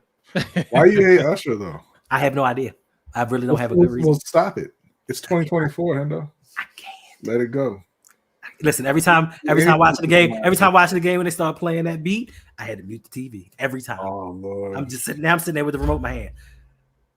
Dude, nope. Noah, you're about to get banned. You need some therapy. That's misplaced hatred right there. It is, but I have no good reason. Somewhere else. You need to figure that out. You need to figure that out and then let it go. Hey Jose, can you control the chat? No, not in your studio. No. I gave y'all permission a long time. Nobody clicked the button, Hendo. All right, get over it. Told you before, I did not click it. No, it barely works with two producers. It doesn't work with three. you stay in control. We're doing just fine with that. Let's go, Paulie. That's what I'm talking about. I have no good reason. I feel ashamed because I've hated him since he was a child. Wow. I don't even know why. You mean what you meant to say was you hated him since he was a child. Exactly. Since he wasn't born when you were a child. So yes, if you're just joining, and you fell asleep and watched the game, might as well just go back to bed. All right. Ravens lost 17-10. All right. Blaming Harb's only thing he should take fault is having an undisciplined team. Well, whose job is it to make the team disciplined? What? So, okay, moderate toy soldier Ken of chaos. Okay, I like that. What do you think a head coach's job is? Because I mean, the only thing he should take fault of is having an undisciplined team. That's the job. Right. That's the job. Your job is to make sure your team plays discipline, especially in a big game like this. You know, hangs out with Emperor in his spare time. It's terrible. Yeah, but I mean, like, he needs to have them prepared for these moments. He needs to make sure that they're playing their best football, like the Chiefs were playing their best football. Right? I mean, the Chiefs had a fumble like this last week at the goal line. Mm-hmm. They overcame that and won the game. They made sure they didn't have anything near that this game. No turnovers. Right? No interceptions, no fumbles, no major penalties. None of that. We did. Okay? And you can call it fair or not, but that's the business. Lamar gets all the blame. I mean, y'all in here talking about he played a terrible game. He didn't play a terrible game. He didn't play a great game, but he didn't play a terrible game. But you're putting it all on him. Right? Know who else didn't play a great game? Pat Mahomes didn't play a great game. He didn't. No, I read the stats earlier. Yeah. He threw it 38 times. He had 240 yards. Yeah. Nothing special. He did, but he did enough, and he made the plays when they were necessary.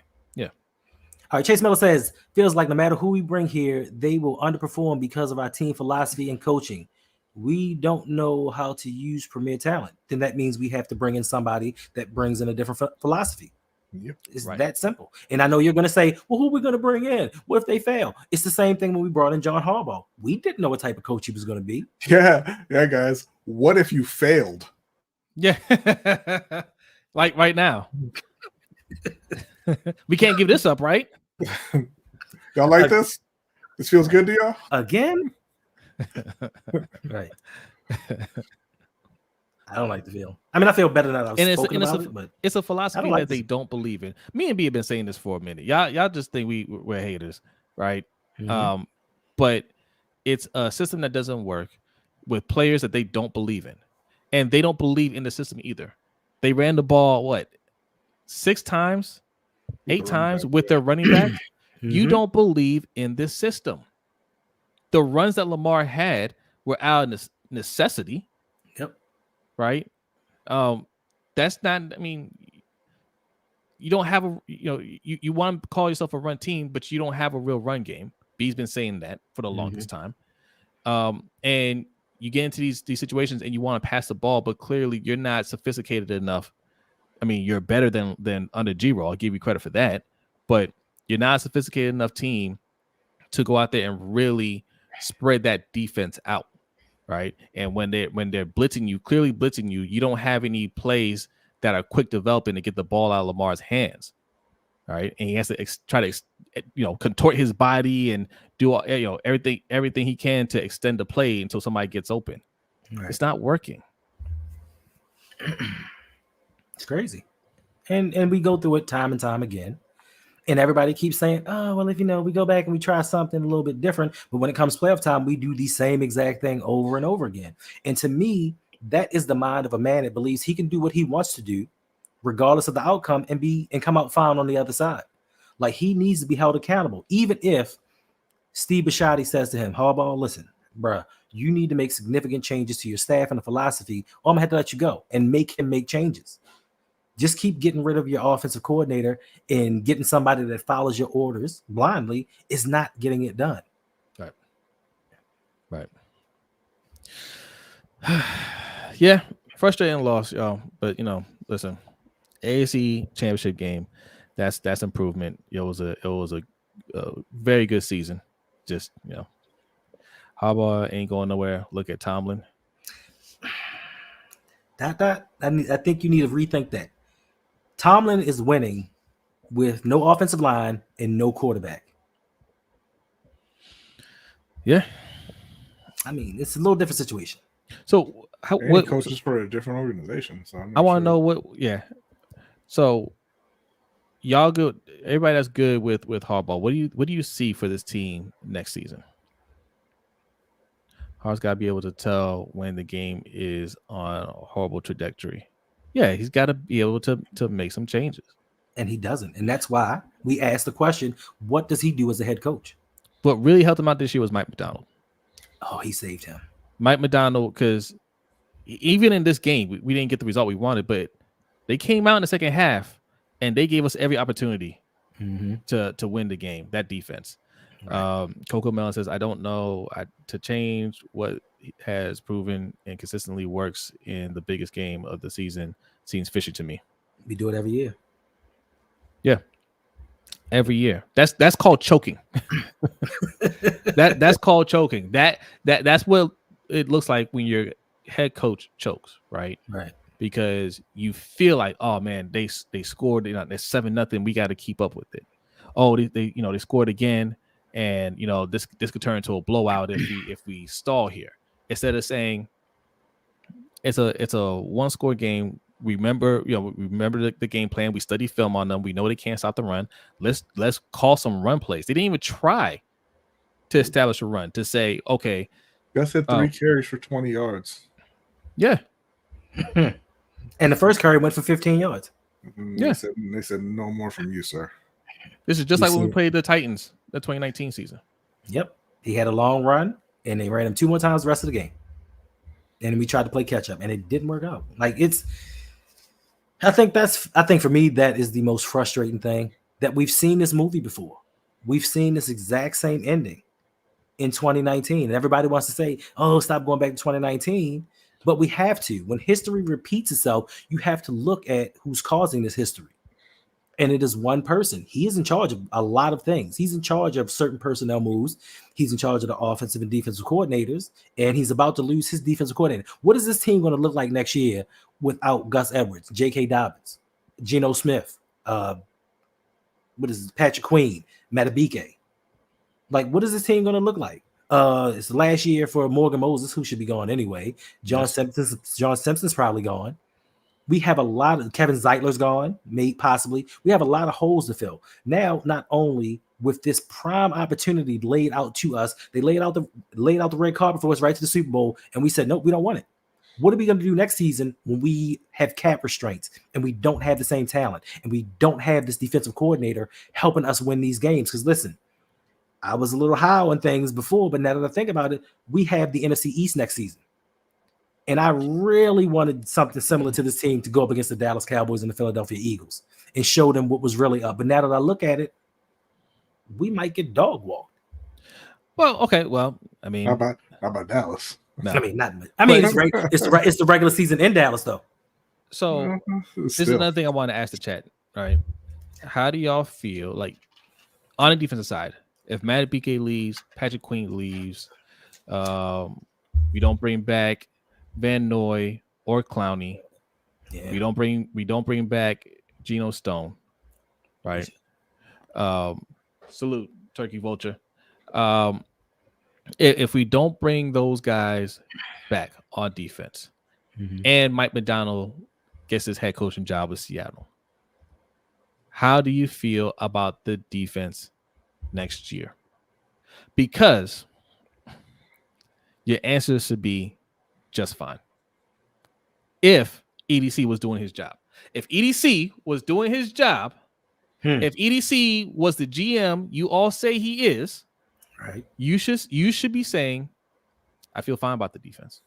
Because I'll say this, they usually do a good job getting a good defensive coordinator in there. I don't think the next defensive coordinator is going to be as good as Mike Macdonald. Mike Macdonald did a masterful job this year. Yes, he did. But I think the next defensive coordinator will be good. So I'm not worried about getting a good defensive coach, right? In terms of talent, still have Roquan Smith. Still have Marlon Humphrey. Still have Marcus. You still have, he's been banged up. Marcus Williams, who he's been playing with one arm all season, should be 100% next year. You still have Kyle Hamilton. You still have some talent on that defense. And if EDC was doing his job, you should be saying right now, we got Owe, We got Ojabo, right? Right. We got Travis Jones. You know, we re-signed Michael Pierce. The defense is just fine. We just drafted the other linebacker this season, Trenton Simpson. You should Robinson. you should be saying the defense is going to be fine. Those guys can go. We've already replaced those guys. Mhm. Now, if you don't feel comfortable saying that, if you're saying, nah, they ain't it, you know, we need to do more, then you need to be scrutinizing EDC's picks a lot more. Well, You need to be I saying, also, have it on good authority that Kyle Blue Kelly will be back. yeah, Kyle Bouquet. Sean Wade. Yeah, but you need to be saying to yourself, why are we spending so many picks on players that we have no expectations for? I didn't even mention Pepe Williams or Jalen Armour Davis. I didn't even mention those guys. There's no expectation of them performing or contributing to this team. So why do you guys get all happy every time he drafts these guys? Right? Oh, he's gone. Just to let you know, Enzo, he's gone. Yeah, Bowers is out of here. His contract is up with us. Yeah. Well, if we get Derrick Henry, why does he keep bringing up Derrick Henry? Y'all didn't want Derrick Henry at trade deadline. Now we want Derrick Henry? Right. Mm-hmm. Saquon Barkley is there too. Go for the younger guy. You got Marcus Williams, you got Kyle Hamilton, you got Roquan Smith, you got Michael Pierce, Broderick Washington, and Travis Jones. That's going to have to be it. Yeah. Marlon and Brandon Stevens, who played great all season. That's what I heard. It needs to be Owe and Ojabo. You spent your first and second round picks on them. And, you know, you want to pick up another vet in free agency, whatever. But that's it. Right. The reason why we don't have any long-term answers at edge rushers is because they didn't put the value into edge rushers. Facts. We need tackles. Yeah, we need offensive tackles. Offensive. Yeah, this offseason needs to be about building the offense and coming back with a comparable level of talent to what the other teams have. Yeah. You saw an elite defense with an okay offense. Didn't work. Yeah. Do y'all think we lose this game if we had a T. Higgins out there, or if we had Stephon Diggs out there, right? Or Justin Jefferson? If we just had another like special player, like another person out there that we be like, hey, what's going on, Yolanda? Hey, Yolanda. Hello. Hi, everyone. But if we had that special, if we had that player like they had Travis Kelce, do you think we lose this game? No, absolutely not. No. There you go. Yolanda. Yes. How you feeling? I'm feeling blue. Feeling very sad, disappointed, hurt for Lamar, hurt for, our team. I don't know that I can say anything more or add anything more than what has already been expressed. I'm sure I'll go through the angry phase. I'm not there right now. I'm more on the subdued and very, very disappointed phase. How do you feel about your head coach? I'm not going to place 100% blame on the head coach because I feel as though when you play or you are involved in a team sport, there is enough blame to go around. And I think there is, equal shares of responsibility that should be distributed. But in terms of John Harbaugh as the leader of the team, he certainly carries a bit more blame than perhaps others, members of the coaching staff and or the players. But it was just a total epic collapse or epic fail from the part of the coaches, in my opinion, but also the players alike. Okay. Yeah. And I saw in the chat somebody saying Zay Flowers cost you the game. No, he didn't. Without Zay Flowers, you don't even have the first 7 points. So, at all. Because who else is catching the ball? Yeah, I feel bad for Zay. Look, it's tough. Right. It's tough, but he's a rookie. He was trying to play big, and he tried to do a little too much there. I'm not going to fault him for that because, like B said, he's the one that's keeping you in the game to begin with.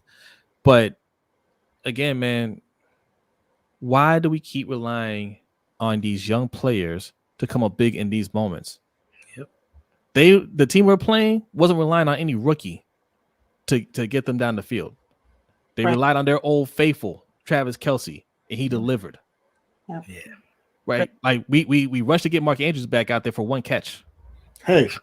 And one drop. And one drop. Two catches. Oh, 2 catches and 1 drop. Oh, okay. Yeah, I agree with you, Jose. I think you're spot on there. The onus here certainly lies with the coaches putting the workload of a veteran on that of a rookie. Zay Flowers should be there as a great accent piece, if you please, there to make a couple of catches just to get some experience in a postseason, but certainly not one to be the difference maker, the it factor. You rely on seasoned veterans who have experience. You rely on a T. Higgins. Yes, I'm speaking it into existence. That's right. That's right. You rely on a DK Metcalf. You rely Use your power, that in the hands of the receiver who is trusted. You rely on a Mike Evans. That's those are the individuals who you say this game hinges on you. We're supposed to be relying on Odell. That was supposed to be this was supposed to be the game where Odell goes out there and makes those plays, those drive extending plays. We didn't even put him on the field until like the fourth quarter. The problem I have with that is we don't need to rely so heavily on a person who's had 2 ACL tears and is literally coming back this season off of one he suffered a year and a half ago. You don't rely solely upon you give shares and like to OBJ commensurate to what his body can handle. Not what his resume dictates in terms of, oh, well, he was this in the playoffs, he was this in the Super Bowl. That's wonderful, but you have to take account of who he is today. Okay, well, what that amounts to is you didn't have anyone to rely on.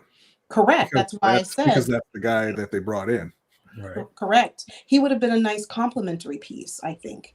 And if you want to bring in, or not want to, because at this point it's an absolute need, you have to bring in a true number 1 wide receiver who is healthy, right? Who is not just barely getting by. That's not going to cut it. And I saw MDT Sports in here saying that Deshaun Jackson was right, that bringing back Mark Andrews screwed up the offense. Let me reword that for you in what you're actually saying. Our coaches have no clue what they're doing. Right. That's what that means. If getting your best receiver back ruins your offense. Listen, and we've been saying this a while, and Jose just said it. We need to stop relying on young guys. And I'm seeing people in the chat saying, wait till Keith Mitchell comes back. He is a second-year player coming off of an injury. You really think he's going to carry this rushing load? He shouldn't, because now we're going to be back in a situation where we have a combination of an OBJ/Zay Flowers. You have someone who is coming off of an ACL injury, that being an OBJ, and you have someone who's inexperienced in the playoffs, that being Zay Flowers, because technically next year, regular season. Exactly. So even in college, he was a 14 touch a game player, rushing and receiving. You know what would have happened if Keaton Mitchell played this game? Nothing. He would have played great. He would have played great, just like Zay Flowers was playing, and he would have had a fumble or a drop pass, and everybody would be calling him a bum. Yep. I think did that to J.K. Dobbins that one year. He had a drop pass against the Bills, and everybody's like, "Oh, he sucks. Oh, he dropping passes. Look at J.K. Dobbins dropping passes." And that pass wasn't even going anywhere at the end of the game. He was like, what? That was the second year in the league. Like we relied too much on young players who haven't been in these moments, and when they don't play like a Travis Kelce, right? We get mad at them. Wait a minute. I need you to explain something to me, Jose. You keep mentioning this Travis Kelce person because I was told Mark Andrews was the bee's knees and he was the tight end extraordinaire because of his one All-Pro season in a season in which we didn't make the playoffs. Yeah, we lie to ourselves, and we're not the only fan base that does it. It's not exclusive to us. We have a player that plays well during the season, and we start comparing them to the other top players, right, at those positions. And for tight ends, there aren't that many special tight ends out there. So Mark Andrews is always going to be in that top 5, but he's not Travis Kelce. He never was Travis Kelce. And games like this show you why. I don't care if he was 100% healthy. He wasn't going to play like Travis Kelce played today. I just wonder, even if he was available, would we have even utilized him in the run game? Keaton Mitchell, because we just always seem to deviate from that which is working. True. Probably not, because he is a rookie, and Harbaugh doesn't trust rookies, right? But he trusts second year players. I don't understand that. And he just doesn't like running. He's forced to trust second year players. That is because true. Eric won't sign third and up. Well, he won't sign anybody who has played like fewer than 8-9 years. They got to be seasoned, well seasoned, and in the fridge for a while, and maybe almost gone bad. Mm-hmm. I'm not wrong, MDT Sports. What's up, Stacy? Hey, what's going on? Salute. He's not overrated. He is a top 5. Who's he talking about? Travis Kelce. Mark Andrews. Mark Andrews. Because it's not really anybody past 5 that you would put up there. No, look, he may have a point, because you got Travis Kelce, Sam Laporta, TJ Hawkinson. Who else we gonna put up there? We got, Dallas Goedert. Maybe you can put in there. You think Laporta and Hawkinson are better than Andrews? I don't think Laporta was the best tight end in the league this year. Kind of, sort of was. Kittle. Hawkinson was. Yeah, George Kittle. That's what I was forgetting to. Darren Waller, obviously, we're not going to put up there anymore with all his injuries. But the fact is, a lot of young, talented tight ends have come into the league. Mm-hmm. So you can make an argument that Mark isn't top 5. But it's what it is it's Travis Kelce, George Kittle, and then everyone else. And there's a bunch of tight ends kind of mashed up on that second tier, and you can kind of put them wherever you want. Yeah. And Kyle Pitts, if he had a real head coach that gave him offensive coordinator. We'll find out. Got Raheem Morris now. Yeah. Nobody's mad at Mark, Damon. Nobody's mad at Mark. No. Right. We're saying we need to do better than having just Mark. Nobody's mad at him. We know what he is. Right. It's like we know what Isaiah Likely is. I jumped on the belief train. I believed in Isaiah Likely until I started watching him block today. He was blocking the hell out that air. Like he had that air in the chokehold. It was like, I got you. You ain't going nowhere, buddy. And I'm like, these guys could be fine. These guys we're talking about, Isaiah Likely, Keaton Mitchell, Zay Flowers, they could be the guys in a couple years. Yes. But we're trying to win right now. Yes. We're trying to win right now. So that's why I don't like. Well, I thought we were. Like Zay is going to be a very important and special player. I mean, even right now, even starting next year, but they still have to get someone else. It can't be all Zay. Right. T. Higgins. No. DK Metcalf. Sure. Yeah. Mike Evans. I don't know who's going to be free agent. Actually, my new head coach has ties to all of them. I think they're all coming to Carolina. So yes, I don't think that's happening. No. And Jose, I wouldn't mind Mike Evans at all because he's been balling out. But I kind of want somebody a little bit younger that can actually. You want somebody in their prime, yeah, or near their prime. Yeah, I get it. Right, but I would not turn Mike Evans down at all. Carolina is hiring. That just means we circle back. That just means we circle back to T. Higgins. Let's open the dialogue, Ravens flock. Right. No. Carolina's hiring Kansas City's cap guy. They're going to be able to afford all of them. Okay. Right. What about your O-line? Just like the Chiefs afford all of them. Listen, that's fine. You got talent. You don't need the O-line. If you don't have the talent, then you need the O-line. All right. Where's your talent? Right now, Cincinnati, Tampa Bay, Seattle. Possibly college as well. We'll see. D did their job. The offense is the blame, bad play calling, and didn't run the ball. Yeah, that last part, bad play calling, didn't run the ball. Exactly. Okay. It's not as black and white as that because the defense didn't do their job on that last third down, did they? No, the defense didn't play perfect, but I mean, at the end of the day, man, like 17 points, right? Yeah, 17 for most of that second half. Like, yes, if Kansas City needed a score, they needed to put up that field goal. It'd have been 20 points.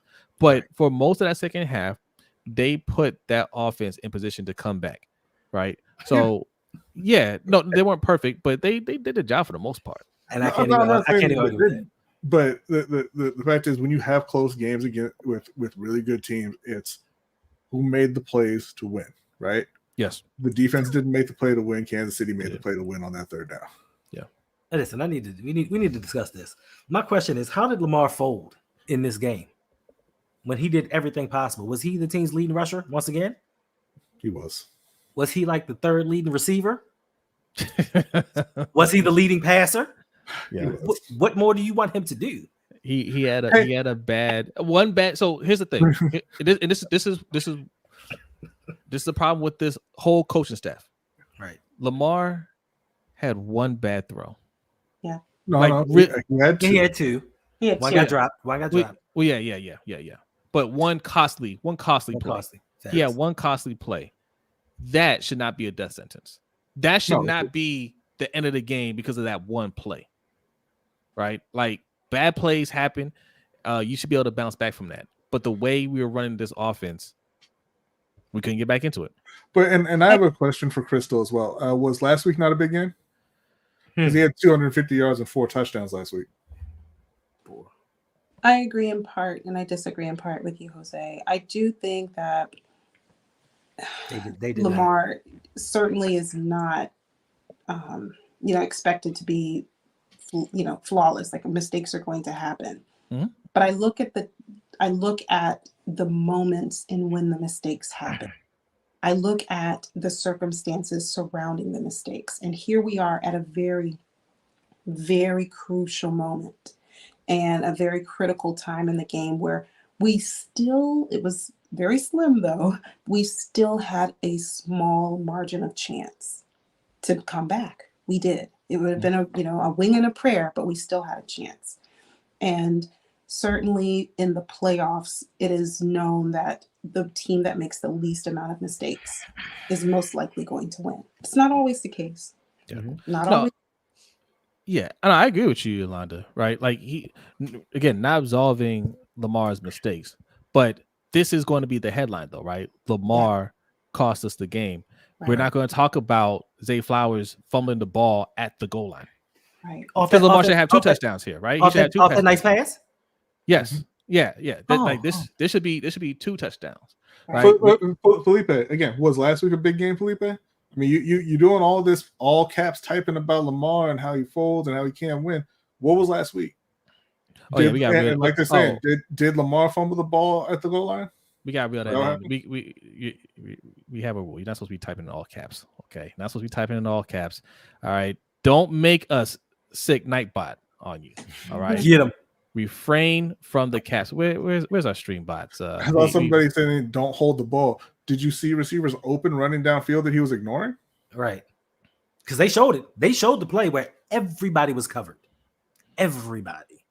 Because we're Ravens fans, and this always goes back to why we say deep on the defense, because Ravens fans in particular love to put everything on Lamar. Mm-hmm. And if you're going to put everything on Lamar, stop fucking drafting defensive players in the first round. Stop giving out $100 million contracts to defensive players and get some fucking talent on the offense. Get somebody for him to throw the ball to. Get somebody to block for him. Get somebody who can run, and then blame Lamar. But y'all like to sit back and be like, "Oh, give me another edge rusher.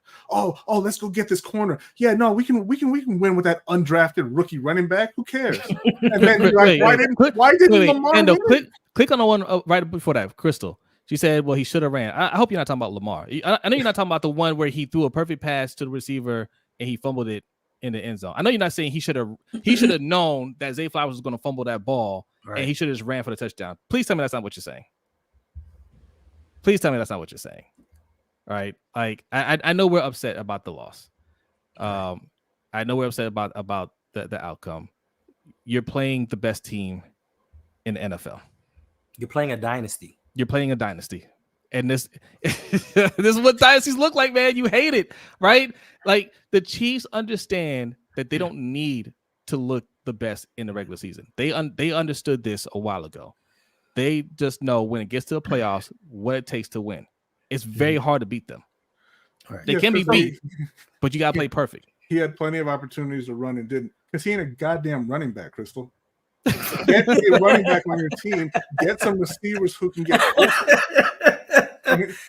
Who sits back and says, "Man, Pat Mahomes should have ran more in games that they lost"? No, you know what they say? Man, Pat needs some help at receiver. Then they were dropping passes all night. They don't say Pat should have ran more.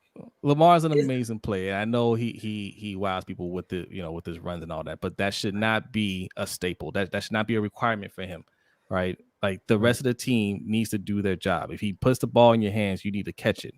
Or even if he doesn't put it in your hands, if he puts it in the area, you need to make a play like Travis Kelce made. That right? catch was amazing. Yeah, like we don't have the. This is what Bean's been telling you guys. Pat Mahomes isn't perfect. Pat Mahomes doesn't always put the ball where it needs to be. He has players that can make plays and catch those passes. We don't have that. Right. That's what we're trying to get here. That's what we keep saying. You need to get that. Forego the defense, right? So now that you guys know, now that we're all here gathered around, right? Now that you know that what talent looks like what special talent looks like, we don't need to go into this offseason saying, look at that edge rusher. We should draft that edge rusher. The cornerback looking real good. We should draft that. Well, we need a cornerback. Mal Humphrey, he's fallen off a little bit. Can't trust those other 8 corners that we drafted. We need to get another cornerback. We're not going to say that this offseason, right? We're going to say, hey, the offense is what failed us. We need to build an offense. Let's look at O-line. Let's look at another talented wide receiver or tight end. Right. What's Jay saying here? No. Brady must have done something to somebody. I didn't do anything to anybody. Oh, listen, and I'm listening, and we have Lamar Jackson. We're going to make the playoffs. Yes. Outside of the 2 seasons that he's gotten hurt, we made the play. We even made the playoffs the year he got hurt. But that one year, he left with an 8-3 record, and we lost 6 straight games. 6 straight. So every season that Lamar Jackson's been a starting quarterback, we have been put in position to make it to the playoffs. So don't say that we're not going to make it. Now, if we don't make it, it's going to be because of the coaching staff. I don't know why Lamar's getting all this blame and the coaching staff isn't. We don't have special players. Zay Flowers may end up being that person, but we don't have a guy that Lamar can go to. Listen, I heard them say, oh, Josh Allen needs help. Josh Allen has a 15-yard rusher behind him and a 1,000-yard receiver and 2 good tight ends, not to mention a good number 2 in Gabe Davis and a number 3 in, what is it, Shakir? Yeah, something like that. Right. So he has help, and they're still saying Josh Allen needs more help. Where are these players on the Baltimore Ravens? We don't have him. So when Lamar fails, it's always, oh, Lamar didn't make this throw. Oh, Lamar didn't do this. Well, Lamar didn't have time to throw it.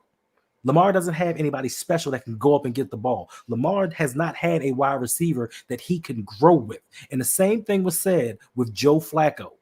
Oh, Joe Flacco can't do this. Joe Flacco can't do that. But it's amazing how when you put a wide receiver around him and gave him some offensive talent, he went and won a Super Bowl. You put Gary Kubiak in position, he has the best year statistically that he's had because you put people around him to maximize his skills. The Ravens are putting this hogposh, this gulak in front of him and saying, hey, mix it all up and see what you can get and make something out of Shinola. And he's been doing that. And we're spoiled as fans because we have a quarterback that can do with no other quarterback in the league outside of maybe Patrick Mahomes that you could put with this roster offensively and have them do half the things that Lamar did. I guarantee you, Pat Mahomes may win some games, but he's not winning an MVP. And everything, and I understand everybody right now is so upset and we're all hurt because everything has been laid out for us to get a Super Bowl. I guarantee you this today as I'm sitting here. This is the worst that you will see the Kansas City Chiefs going forward. Brett Veach will go out there and make sure Pat Mahomes has a number 1 wide receiver next year. No, I guarantee.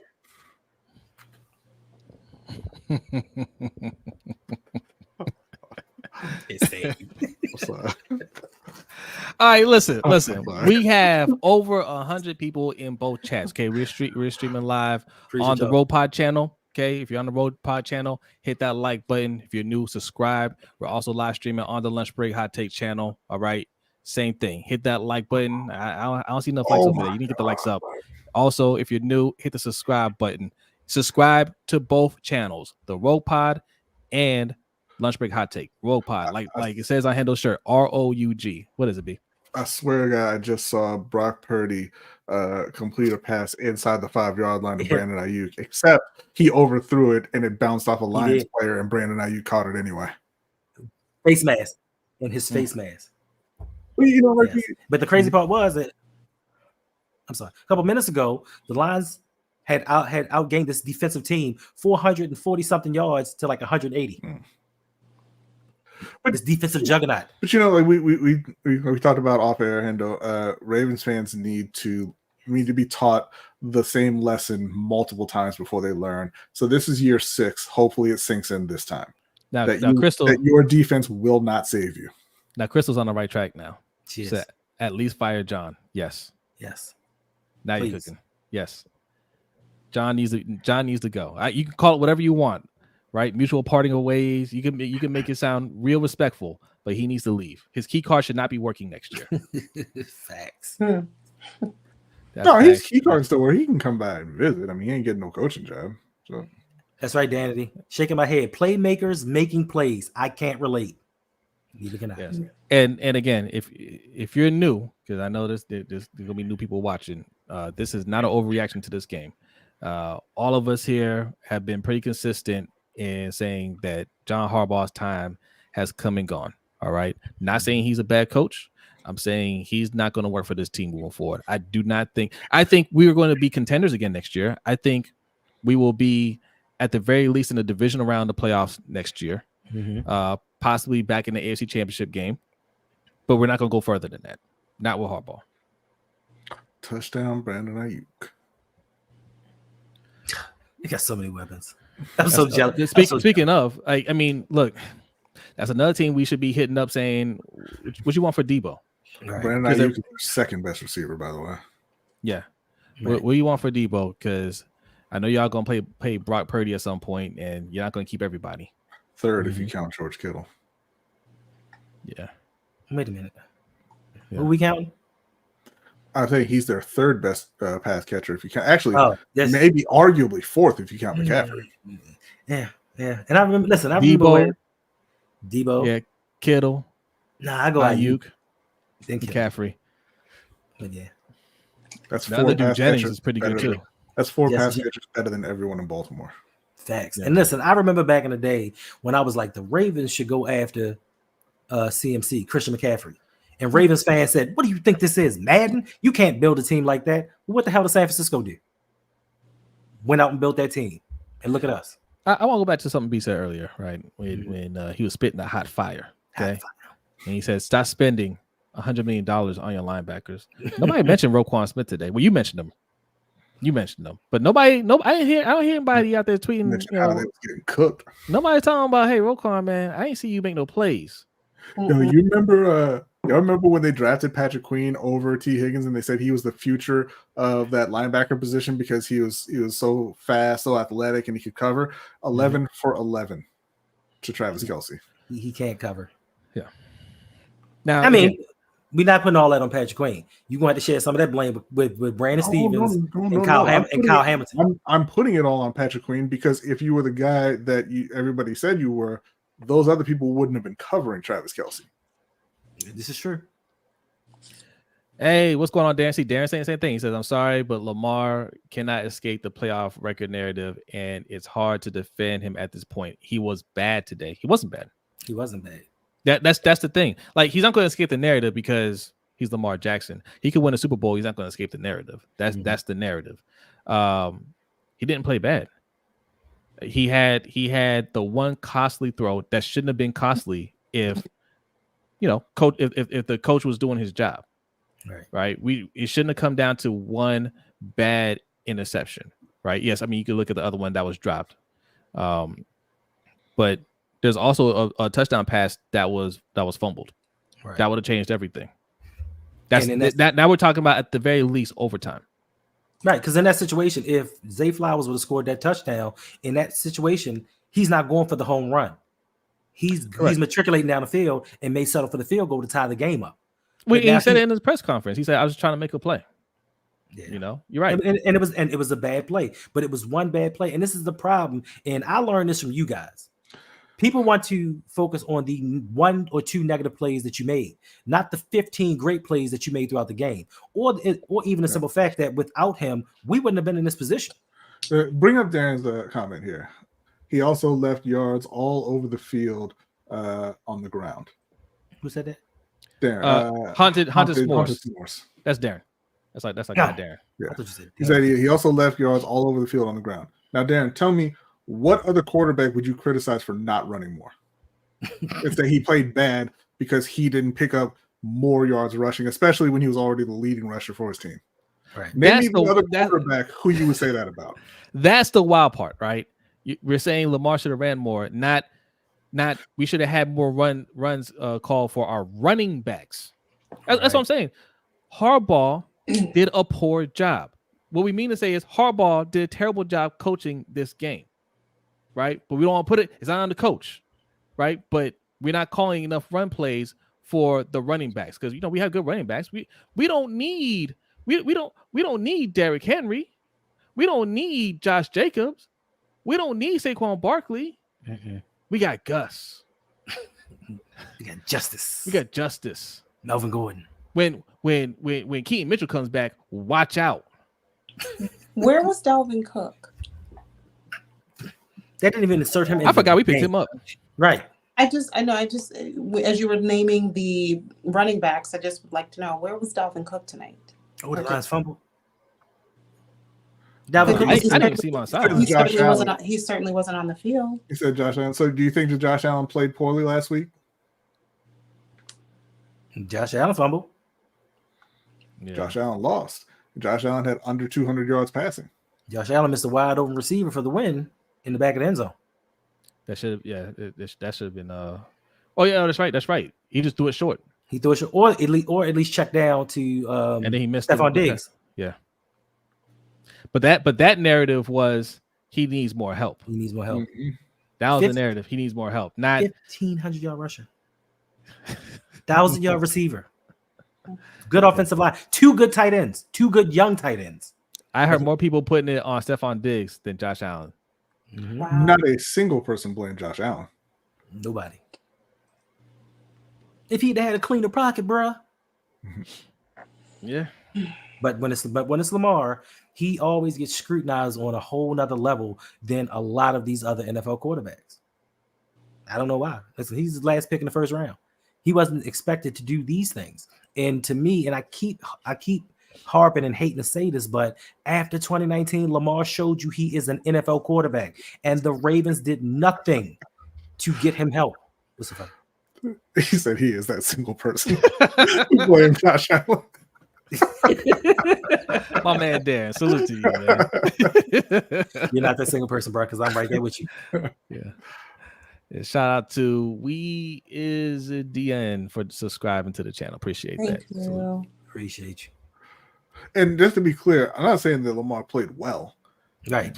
He played okay. Right. But he didn't play bad. Patrick Mahomes didn't play well. Exactly. He just played a slightly better game and had better weapons to help him. They were both playing top defenses. They both played okay.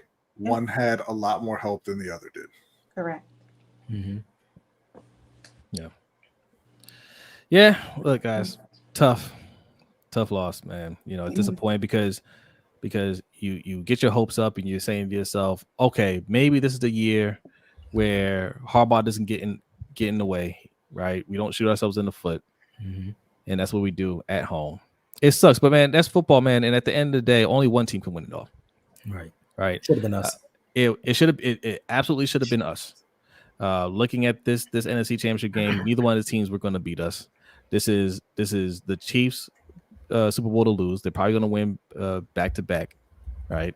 This would be his third, Pat Mahomes' third Super Bowl. Fourth. Third. Third, if he wins, third. If he wins, So if he they- wins, it is his third. Yeah. So now we know. Now we know. Okay, when the Chiefs start out sluggish next year, we're not going to sit there and say, "Oh, they're done." Right? We're not going to say, "Oh, well, yeah, they don't have it this year." We know what they're about. They're about this. They're about the playoffs. All right, and we need to have that same mentality. Look, tough loss, but I mean, look, I don't think this team is soft by any means. You know, I think we're gonna come back out next year and we're gonna be on a mission. It's gonna be tougher, but that's fine. You should be built for that, right? Make the moves that you need to make in the offseason. The defense should be fine. Roquan's coming back. Roquan is that dude. Kyle Hamilton is that dude, right? Marcus Williams, It's kind of Marlo. that dude. He's not the dude. I still have faith in Marlo. I'm sorry, Jose. Marlo is that dude until the playoffs come around.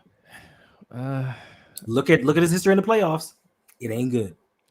All right, we'll address that later. But he'll get us there. He'll get us there. The defense as a whole is still going to be a good defense. Mm-hmm. It's still going to be good. Is it going to be like this? Probably not, and it shouldn't have to be. The offense should be a lot better next year. A second year Zay Flowers plus some added help in the wide receiver group and the offensive line. Yeah. Marlo's a YouTuber. A podcaster, sir. Facts. He's a podcaster. Yeah. Podcaster first, football player There occasionally. you go. Here you go. Stanley's not gone. They don't have a suitable replacement. All right. Stanley had one bad play too. That caused Lamar to fumble. Stanley had a couple plays. Stanley was blocking air too. There was one time I was saying, he just sitting there doing practice drills. I'm like, what are you doing? Block somebody, anybody. Yeah. So I mean, you're playing a team that's used to being in Super Bowls, and you know what it takes. You gotta play perfect. You know they're gonna come out there and play perfect. That's how you gotta play next year. And listen, experience is a lot. Like having that factor, this is their sixth straight AFC Championship game. Now, albeit it is their first on the road, but they've been to 6 of these. They know what to expect. I'm sure that the nerves are gone. Like, experience matters. We didn't have that experience. This is our first time. We were just happy kind of sort of to get out of the divisional round and kill that narrative. And I don't think that we were prepared. Now we have that experience going forward. It should benefit us. But the one thing that is going to go against us next season is we're going to have a first place schedule. Aaron Cameron's asking, would you guys take Lamar over Mahomes? Yes, I would. Yes. Yeah. Yes, unequivocally. Mahomes is great. I mean, that doesn't need to be said. I want to change my answer. Okay. I would take Mahomes if we're talking about Kansas City. But if you're talking about Baltimore and this roster and this coaching staff, I got to go with Lamar. I don't think Mahomes can do these things. He can't. I'm thinking in a vacuum, Lamar's a better player than Mahomes. Yeah. I'm sorry, Barney. Oh, go ahead. Mm-mm. I was just going to say I would take Mahomes in Kansas. I'm sorry. I would take Lamar in Kansas City because he would shine. Oh, listen. Andy Reid drawing up them plays for him. Right. So when you say that you would take Mahomes in Kansas City, I would take Lamar, whether it's here in Baltimore or whether it's in Kansas City. What do we think Mahomes would do in this game in particular if the roles were reversed and he was on the team that only ran the ball 6 times? Ooh. I mean, you saw Mahomes. I love Patrick Mahomes. Love Patrick Mahomes. You saw his reaction when the referees threw a flag on his player for being offside when his player was 5 feet offsides. my man does not tolerate things not going perfectly. Right. By the way, this is why I wanted to play the Bills this round. Yeah. Because we could have forced them into some turnovers. Raven Ron, I don't pick up Rashad Bateman's $3 million option. He can go. And I wanted Bateman. An exclusive rights free agent. I'd be like, you better go find a job at the grocery store, bro. You ain't gonna be playing here. Oh, listen. Let us not forget. Always extension 5-year option is up too by May 3rd, or May 23rd. It has to be picked up. Yeah, how y'all feel about Oweh? Thank you. How you feel about Oweh? Oh, another first round bust. Wait. His option has to be picked up this offseason? Yes. Yeah, him and Bateman was. You have to do it before their fourth season starts. So how you guys feel? Okay, Bateman, that's an obvious no, right? Definitely. Owe. How we feel about Owe? And even more, That's a little bit more complicated because I think Owe is the type of player that could break out next year. Right? Yes. I think he is the type of player. I'm not saying he would. I'm not saying he would. I'm laughing at that strong yes. don't pander to Yolanda. No, I'm just saying, right? Matt Bike, blew up this year. That Owe has the tools. It wouldn't surprise me if they didn't, go out there and try to re-sign Clowney and Van Noy, and they just let him play, and he had a year like that. I don't expect him to, but it wouldn't surprise me. But he hasn't shown anything to this point. So do you roll the dice and pick up his 5th-year option? No. Yeah. I would be shocked if a player like Owe had a great season next year after 13 sacks through 3 seasons. Yeah, this is why we didn't want to draft Owe to begin with. He wasn't ready. Christy says he would win game and not make any turnovers. Y'all chatting and clearly don't know football. We got the football police in here. Well, Christy, thanks for watching. Yeah, we appreciate your feedback or your thoughts. Thank you for sharing them. But I disagree respectfully. I mean, what happened when he played Tampa Bay in the Super Bowl? Did he just make the throws and not turn the ball over and win the game? Yeah, I think Pat Mahomes he's not perfect. Like, what's wrong with y'all?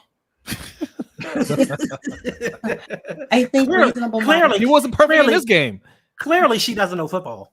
I mean, I'm sorry. Correct me if I'm wrong, but didn't he lose in the AFC Championship game at home to Joseph Burrow and the Cincinnati Bengals? Yeah, he also lost to Tom Brady and the Patriots. What happened there? That's weird. Weird, not perfect, huh? Why weren't they the number 1 seed? Wait a minute. Or number 2, or number 3? No, they were 3 this year. I thought they were 4. Okay, well then why weren't they number 2? Holy shit! Oh, I'm sorry. I'll just pretty honest. Did y'all know that they lost 6 games this year with Pat Mahomes? That's clear. He must have sat out those games. Rodney. Oh, that's true. I think that's what it is. Is that a fact or an opinion? No, it's facts, and that's I don't know. Is Pro Football Reference is that an opinion site now? I don't know because clearly Pro Football Reference doesn't know. Clearly, football. fake news. Fake news. I'm doing some more investigation here, and it seems that the Chiefs have actually never gone undefeated. What? They lose multiple games every year with Patrick Mahomes. No. Wow. Unbelievable. No. See, Spooky J says this is facts right here. Spooky J says Mahomes is actually undefeated in the NFL. That's a fact. Okay. Provable fact. Right. Google it.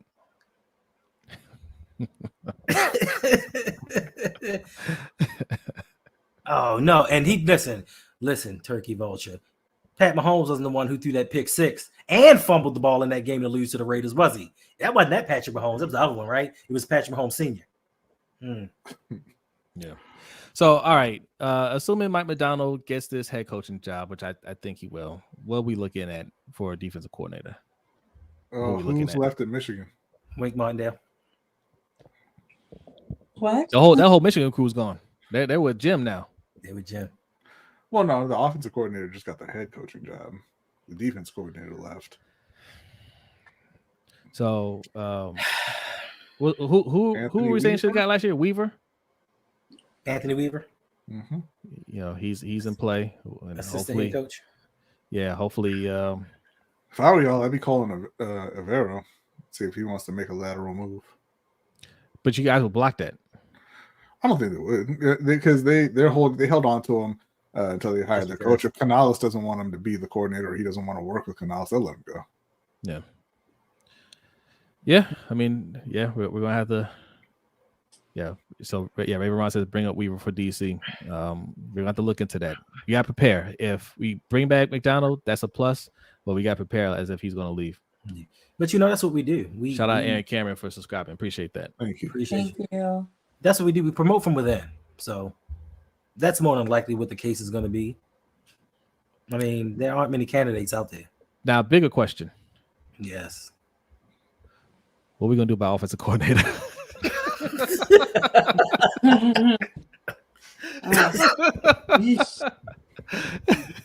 I mean, look.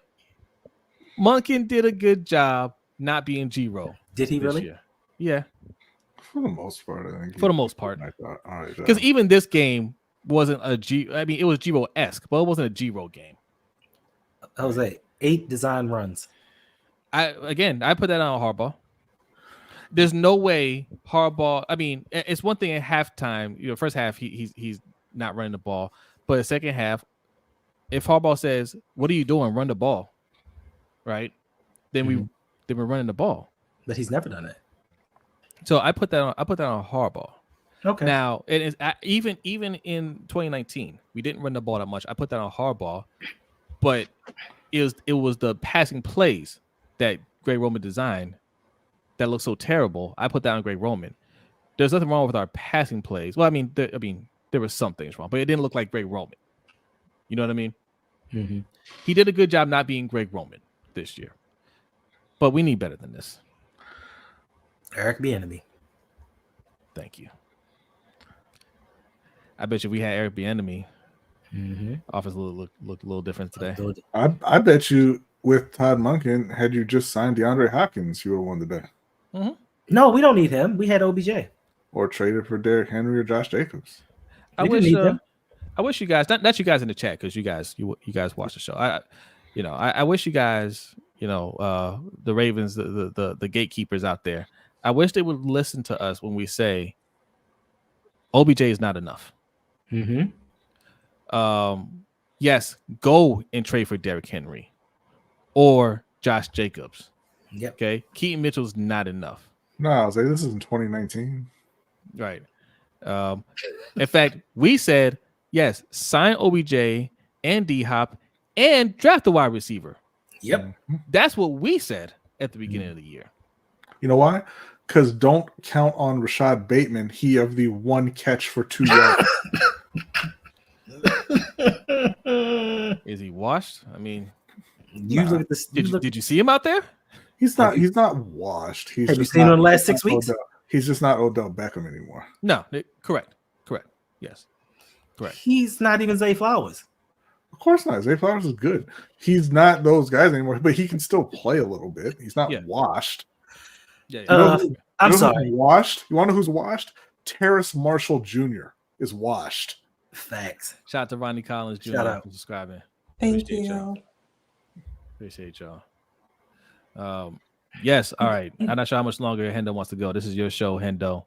But It is what it while is. y'all here, look, still going strong, still over 100 strong on both channels. Hit that like button. Hey, Damon, why don't you pull up his stats and make me? Y'all gotta stop this. What do you say? You gotta stop this Bateman slander. Here's a better idea. Go ahead and make a case for Rashad Bateman. I would love to see that. Yes, please. What's your case for Rashad Bateman? Yeah, make a case for us to stop slandering Rashad Bateman. First of all, what? Okay, slander. What is slander, Yolanda? What is the legal term of slander? Oh gosh. So slander, when you are knowingly misrepresenting someone's actions, behavior, conduct, and painting them in a false light with the intent to degrade them or demoralize them. So if I say something like, man, we need somebody better than Rashad Bateman who can get us more than 1 catch for 2 yards, is that slander? Well, slander has to not be true. It's something that's not true that you knowingly tell about someone with the intent to, cause the harm to their reputation. So it has to be false. Okay, so Damon, you're actually slandering us for saying we're slandering Rashad Bateman. All right, we'll take you to court. Oh, God. People's court. And I don't understand how. Listen, I don't understand how it's slandered in the first place. Because 2 years ago, what y'all told us was, "Hey, we need to let these young guys cook." Lamar Jackson doesn't need proven receivers. We need to see what these young guys have. And Rashad Bateman was the king of the wide receivers in Baltimore. And what did he do? Absolutely nada. Yeah. Hey, shout out to Daniel Akers. Looks like he's a Chiefs fan. Salute to y'all, man. Y'all have a dynasty over there. Congratulations. Okay, we're venting over here, but look, I mean, and he called your GM an idiot. I like you even more. Hold up. He called EDC an idiot? Rashad Bateman. He said he was stupid. Okay. Oh, yeah. I thought I thought Daniel called him an idiot. And shout out to Chiefs again. We got some Chiefs fans in here. Chiefs again in here. Says good games. Hey, listen, y'all got a dynasty. We're witnessing a dynasty. All right. No hate whatsoever towards Pat Mahomes. Okay. But I do have a little bit toward Travis Kelce because I didn't appreciate the unsportsmanlike conduct prior to the game. Move on. Justin shouldn't have been in his space. Yeah, he was. That's why. Justin didn't move. He was sitting there laughing. Right. I mean, but it's all games and shit. Like I like Travis Kelce, and he was well within his rights to do it. But it's all psychological, and apparently it got to us. Yeah, like they did a number on us, and we kept thinking about it and getting into the game. Travis Kelce picking, and Kyle Van Noy gets the personal foul, and Kelce's just laughing like, "You idiot! This is for the right to go to the Super Bowl." I ain't gonna lie, I was laughing there too because that's exactly what it was. That was an old wily veteran move, and Kyle Van Noy should have known better. He should have known better. He should have known better, man. I laugh at stuff like that, man. Look, but that's our head coach. Yeah, y'all are the team to beat. The Super Bowl goes through y'all. Yep. Raven I says so about Bateman. I'll play along. Right now, Bateman is our only true ex-receiver, and film study junkies seem to say he stays getting open, but Lamar won't see him or will overthrow him. So I'm just gonna respond to that just real quick by saying this: them same people told you look out for James Prochet.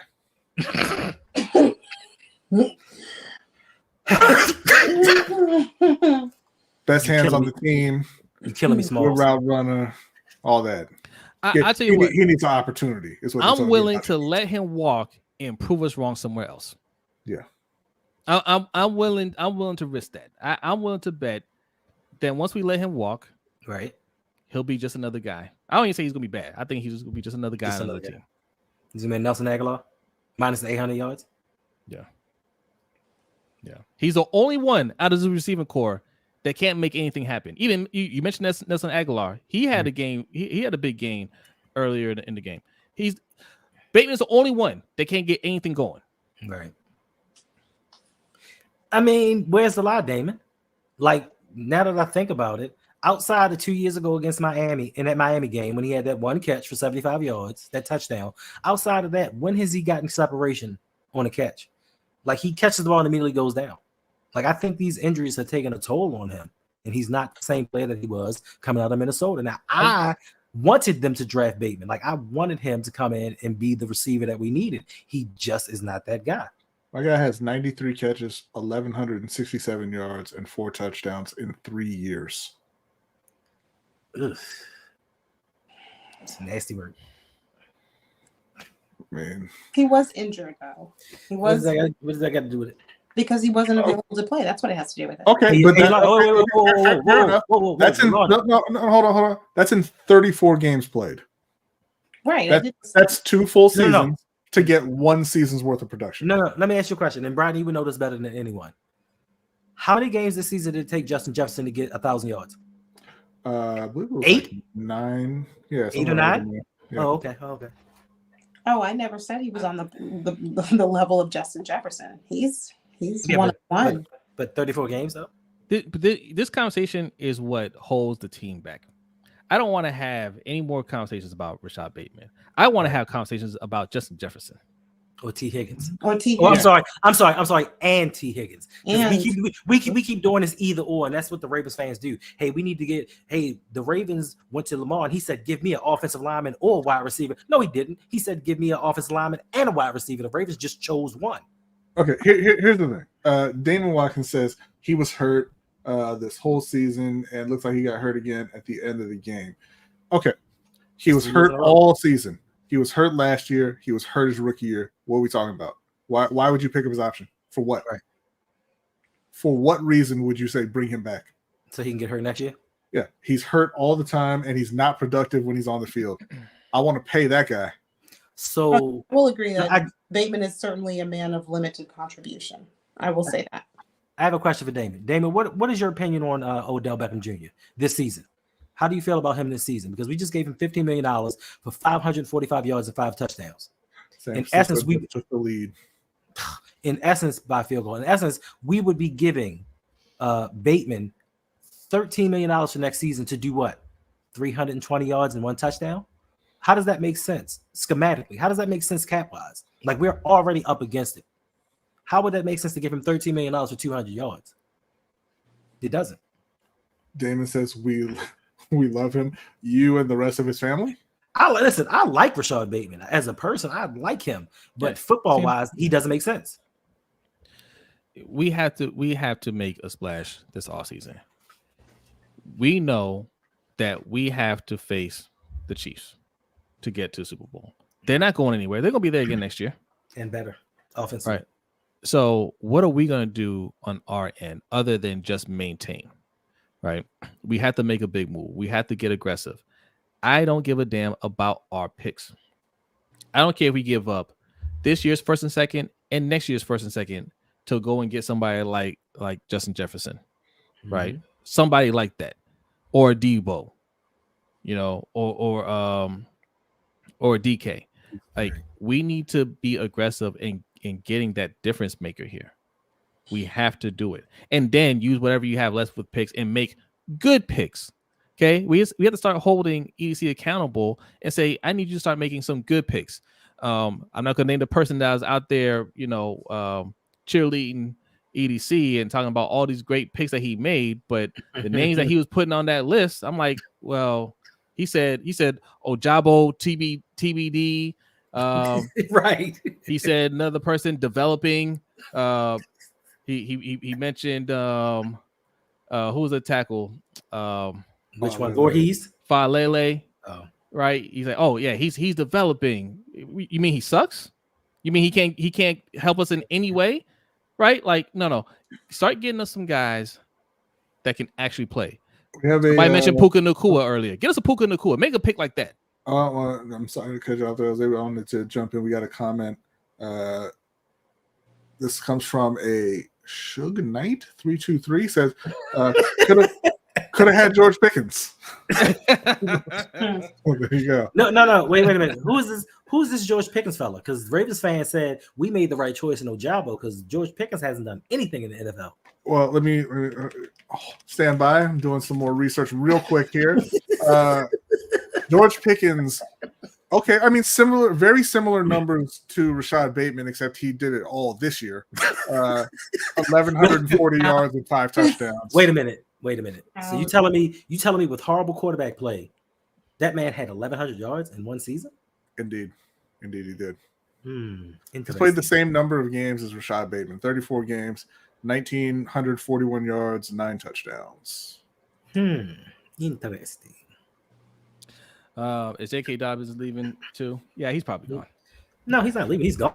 They're not. Yeah, they're not back. Yeah. He doesn't want to come. He doesn't want to come back. Just like Tyus Bowser doesn't want to come back. And I wonder why. Maybe it has something to do with the coaching staff. Yeah. All right, y'all. It's tough. Again, we're gonna be right back there next year. Are we gonna be prepared next time? This is why we want John Harbaugh to move on. I just don't think he can get them over the hump. We stay competitive so often because of how much depth we get in the draft, but I do agree some of these picks lately have been BS. The depth has nothing to do with why we're competitive. What you are calling depth is what you mean in our quarterback. We have a quarterback named Lamar Jackson is what keeps us competitive. The depth doesn't do anything for us. Well, and you don't actually have depth. Yeah, because then why did we trade for Roquan? Why did we go get Clowney? Why did we get Van Noy? Why are we making all these moves if we're getting so much draft depth? Like, I'm not understanding. Why do we have to keep constantly going outside? Rockison and Ronald Darby. Marcus Williams. To play over those 4 corners you just drafted. The Ravens don't have depth. If you had depth, you would win games when Lamar Jackson was out. The Eagles, who won the Super Bowl several years ago with Nick Foles, they had depth. Did they? No. It didn't have anything to do with injuries. It had to do with they can't play and EDC can't draft. He hits on a couple picks here and there. You got to realize, since EDC is becoming the general manager, he's had 44 draft picks. Out of those 44 draft picks, how many of them can we really say hit? Ben Powers did it for one season, year. For 1 year. Patrick Queen did it in his last year and a half. Kyle Hamilton looks like he's the real deal. Tyler Linderbaum looks okay. Hollywood was decent. That's 5. 5 out of 44. So where's this draft depth that you saying that we got? Because the rest of them guys have either gone on somewhere else or are no longer in the NFL. Yeah. Geno Stone did it for this year. And Man, everyone, we cut Geno Stone twice. Yeah. And everyone has injuries, Raven. It's not an exclusive to Baltimore thing. Tennessee had just as many injuries that year that Baltimore had everybody on IR, and they made it to the conference championship game. Yeah. Well, so this is I love this question. It says role players, bro. How many superstars can you realistically pay on one team? Well, let's look at the world champion Los Angeles Rams with Matthew Stafford. They paid him. They paid Cooper Kupp. They paid Aaron Donald. They paid Von Miller. Who else did they pay? They paid Leonard Floyd. Yeah, I don't remember if they gave Jalen Ramsey a new contract, but they traded for Jalen Ramsey. They did give Jalen Ramsey a new contract. That's 6 superstars right there. Let's Okay, look at let me the ask 49ers. Wait. You got George Kittle, Christian McCaffrey, Debo Samuel, Trent Williams, Nick Bosa, Trent Williams, Eric Armstead, Fred Warner, Dre Greenlaw.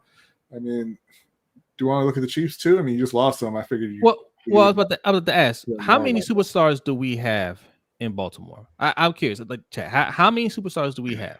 Obviously, we have Lamar. Don't tell me who else is good or going to be, because we do a lot of projection over here. We talk about who's going to be. Who is a bona fide superstar on this team other than Lamar? I would say Roquan and Kyle Hamilton, and unfortunately for y'all, Roquan plays a position that doesn't matter a whole lot. Okay. So you just said Lamar, Roquan, and Kyle. I don't even call Kyle a superstar yet. Oh, he was all pro. I'll give him that. I mean, All right. I can see that they weren't all pro this game, but Kyle played well. Kyle played very well, I thought. to an extent, he did. He got it. He turned it around. They ask a lot of Kyle. And this is the thing that we keep saying. You keep putting so much on young players' shoulders Mhm. instead of getting them running partners and saying, listen, I need you to be the Robin to this Batman and develop along and grow with them. They just throw them into the mix and say, hey, we drafted you high. Go out there and win some games. And then when it doesn't happen, it's like, maybe next year. And even somebody said this earlier in the chat. We got next year. Well, how many next years do you think we got? How many next years do we go into an off season? And if you all are real Ravens fans, how many off seasons do we have where we went into a playoff game totally healthy? When is the last time that happened? Look, I'm sorry, man. I'm gonna push back. I don't think Roquan or Kyle Hamilton are superstars. I agree. Very good. I think, again, all pro bids, well deserved. Mhm. Superstars make plays. Now you can make an argument. Kyle Hamilton has made some plays. Yeah, Right. Kyle plays. Wait a minute. So you telling me 5 out of 44? And I'm sorry, Kev, Is it a good ratio? you are supposed to. You're not going to, but you absolutely are supposed to. What the hell are you talking about, bro? Right. Well, okay. Let me ask you, Kevin. When you go into the draft and you're like, okay, man, they took they took Devin Duvernay in the 3rd round. There's a bust. Is that what you did? Because you're not going to hit on every pick, or do you? I mean, come on, man. If you're going to forego talent for more picks because you want depth, Right. you better have a higher hit rate. Better. You better. If you're going to say, nah, I don't want T. Higgins here, or nah, I don't want this player. I don't want Justin Jefferson. Let's trade back, get some more picks. Trade back again, get some more picks. We got 12 picks in this draft. All right, somebody's going to work out. Right. If you're going to do that, then somebody better work out. That draft where we got Patrick Queen J.K. Dobbins, Justin Madubuike, Harrison, Malik Harrison, Devin Duvernay, and then we got those two alignment. They're not here anymore. Which one? Ben Bredesen? Bredesen and Phillips. Tyree Phillips. Tyree Phillips. Prochet, all pro Prochet. Geno Stone, right? I'm missing some other ones. But out of those 12 picks, who we keeping? Right. Where's the superstar? 12 picks. You know what we could have done instead? We could have packaged the first and extra second. Right? No. We could package our first, our extra second, and our extra third that we went into the draft with, moved up, and just drafted Justin Jefferson or CeeDee Lamb. Wait a minute. And this is in hindsight, by the way. I won't put that out here because if you go to lbhtshow.com, we still have an article that's up there. Me and B did our pre-draft, did our predictions, and we said if they packaged up, this is a perfect time for them to trade up for once and get one of these players. We laid it out for you. Right. They decided not to do that. And you only have a 53-man roster. Bringing in 11 draft picks like they did, how does that help you? Like, I'm not understanding. And then just look at the trend of what we do. And it's not to pick on EDC, but look at the trend. We had CJ Mosley, and we let CJ Mosley go and said, oh, well, Patrick Queen's going to be his replacement. 4 years later, we're about to let Patrick Queen go, and we're going to have to find his replacement. Like, how is this working out? How is this working out for us? Now, to me, CJ Mosley is a much better player than Patrick Queen is. And at the time when he signed that $17 million contract, everybody's like, oh, gas, eat gads. I could never give him $17 million. You wish you could pay Patrick Queen $17 million to keep him in Baltimore, but it's not going to get it done. No. I wouldn't pay him. The minute they went and traded for Roquan Smith, Patrick Queen's days were numbered here. Raven asked this because you couldn't pay Mosley crazy money. You paid Roquan more and gave up a second-round pick for him. Right. And now you're going to be left without Patrick Queen. So would you give Patrick Queen $18 million per season? And my thing is this. Mosley has been an all-pro, I think, 2 or 3 times since he's left Baltimore. I think he was worth the money. I think the Jets think he was worth the money. So for those who are saying we can't spend money on superstars, we got to draft. What do you think the answer is for us to get over the hump next year? Is it just Lamar just play better? That's always the answer for people who like defense. Right. The offense got to get it done. And he's still an all-pro? I hate they me. I was perfectly fine with them not paying CJ Mosley, though. I mean, I was cool with it. Right. Just not using a first-round pick on the same damn position. Because it's not that important. They should have been looking elsewhere. The Ravens prioritize positions that affect the game less. And listen, and the one thing that kind of itches my craw a little bit is the Odafe Owe pick. Sorry, Yolanda, I'm not picking on him personally, but everybody. No, I'm really not picking. It's not the pick. It's not the player. It's the pick. Because people seem to forget we gave up a very high second-round pick along with Orlando Brown Jr. to get that first round pick at 28. Yep. We gave up draft capital to get back there. So that could have been another player that we had as well as keeping Orlando Brown for another season. That way we didn't have the Alejandro Villanueva experiment. You know what I'm saying? Like it's just too many things and too many missteps that EDC has. And everybody's like, oh, he's cooking. Well, he gave up the second round pick that could have been Creed Humphrey. But it's okay though, Hendo, because we drafted Ben Cleveland. Did you see his muscles? He's so big. You see he eats squirrels? Did you see that? Right. Like everybody was so pumped about Ben Cleveland on draft night. Right? Like problem solved. Right. He doesn't get in the game. Right? Like draft day, those draft day picks that solve our problems never make it to the field. Yeah. We had to get players that actually play on the field and not on the defensive side. I don't care about the defensive side anymore. They're going to do what they do. I think they'll be just fine. Even next year when we lose players, I think they're going to be just fine. The offense is where we need talent. I don't care how we do it. I don't care if we got to take it from the defensive funds. I don't care. Lamar is the one that's expected to win. I haven't heard anybody in the chat talk about, hey, you know, Roquan could have made a play there. You know, he was talking it up. You know, I expected some turnovers. Hey, you know, Kyle Hamilton did give up that touchdown to Travis Kelce. Mm-hmm. You know, hey, you know, they gave up that long pass at the end. We could have gotten the ball back there, giving ourselves another chance. None of that. Right. None of that's going on right now.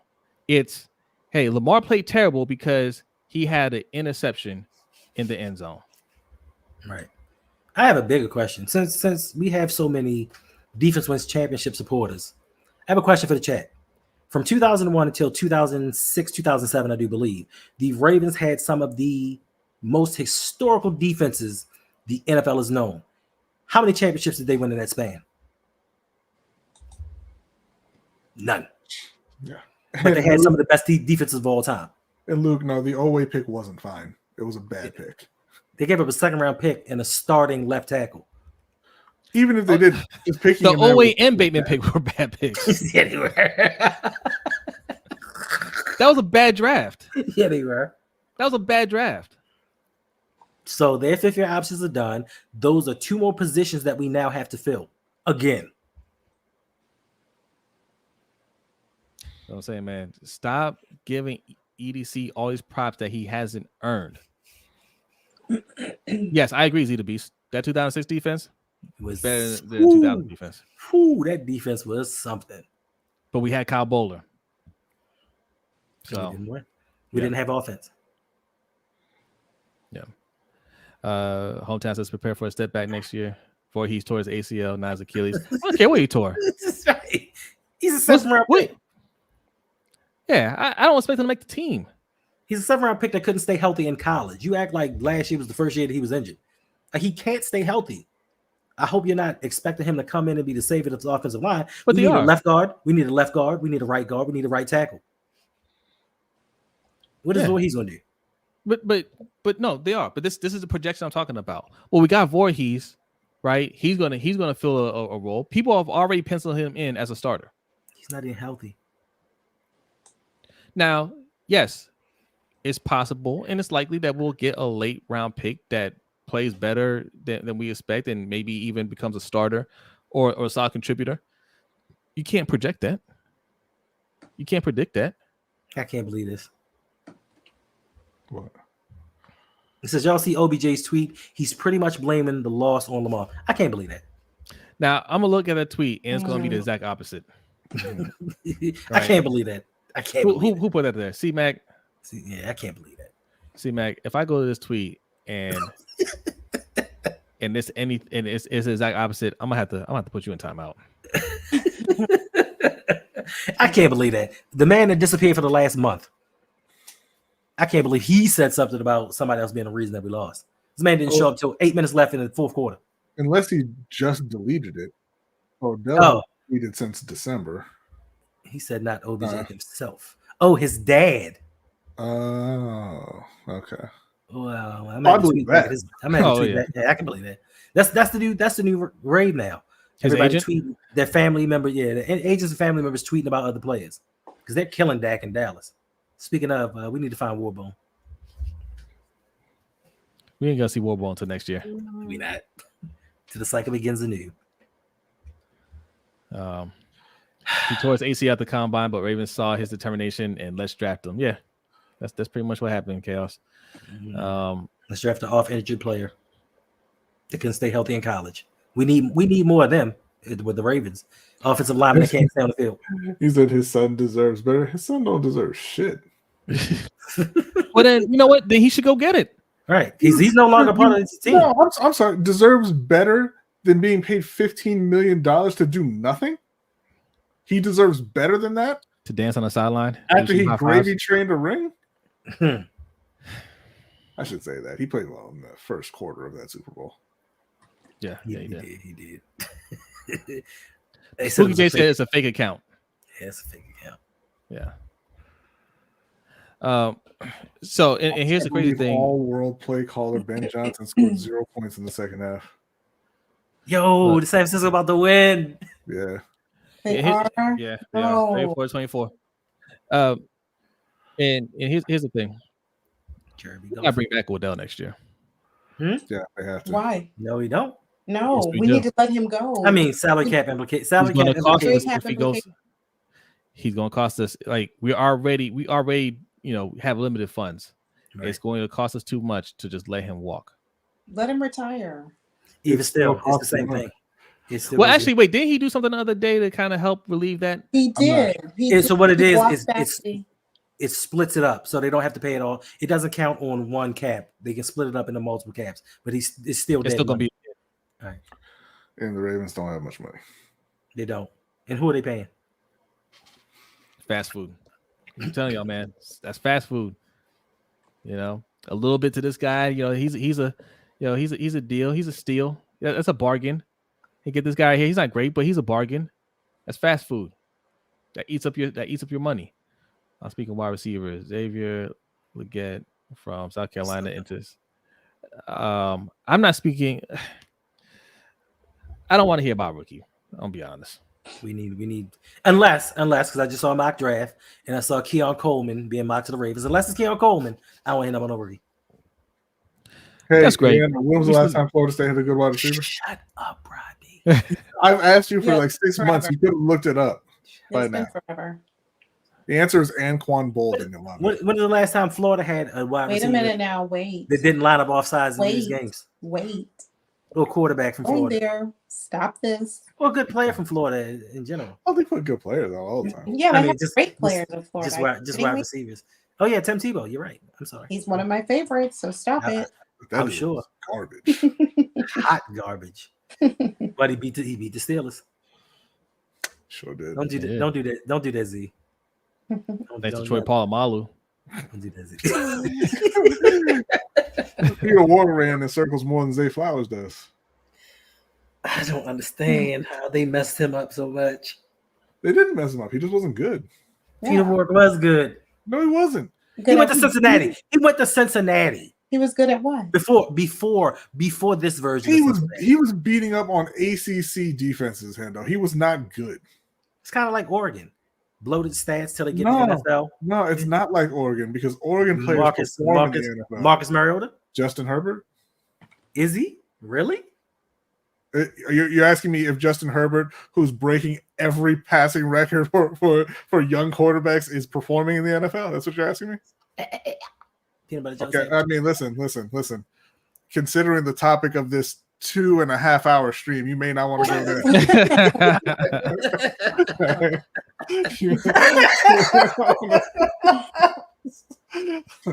Touche, my friend. Touche. Man, it has been. Listen, this is how you know this is really serious. It's been 2.5 hours, and nobody up until now mentioned the time. Yeah. Because it's like a dream. Like I did not sleep last night. I was so nervous about this game. I have not slept. I slept just fine. I ain't gonna lie. I slept just fine. I'm disappointed, but again, man, like, hit the subscribe button. Hendo's close to 4,000 subscribers. Let's get him to 4,000 subscribers. All right.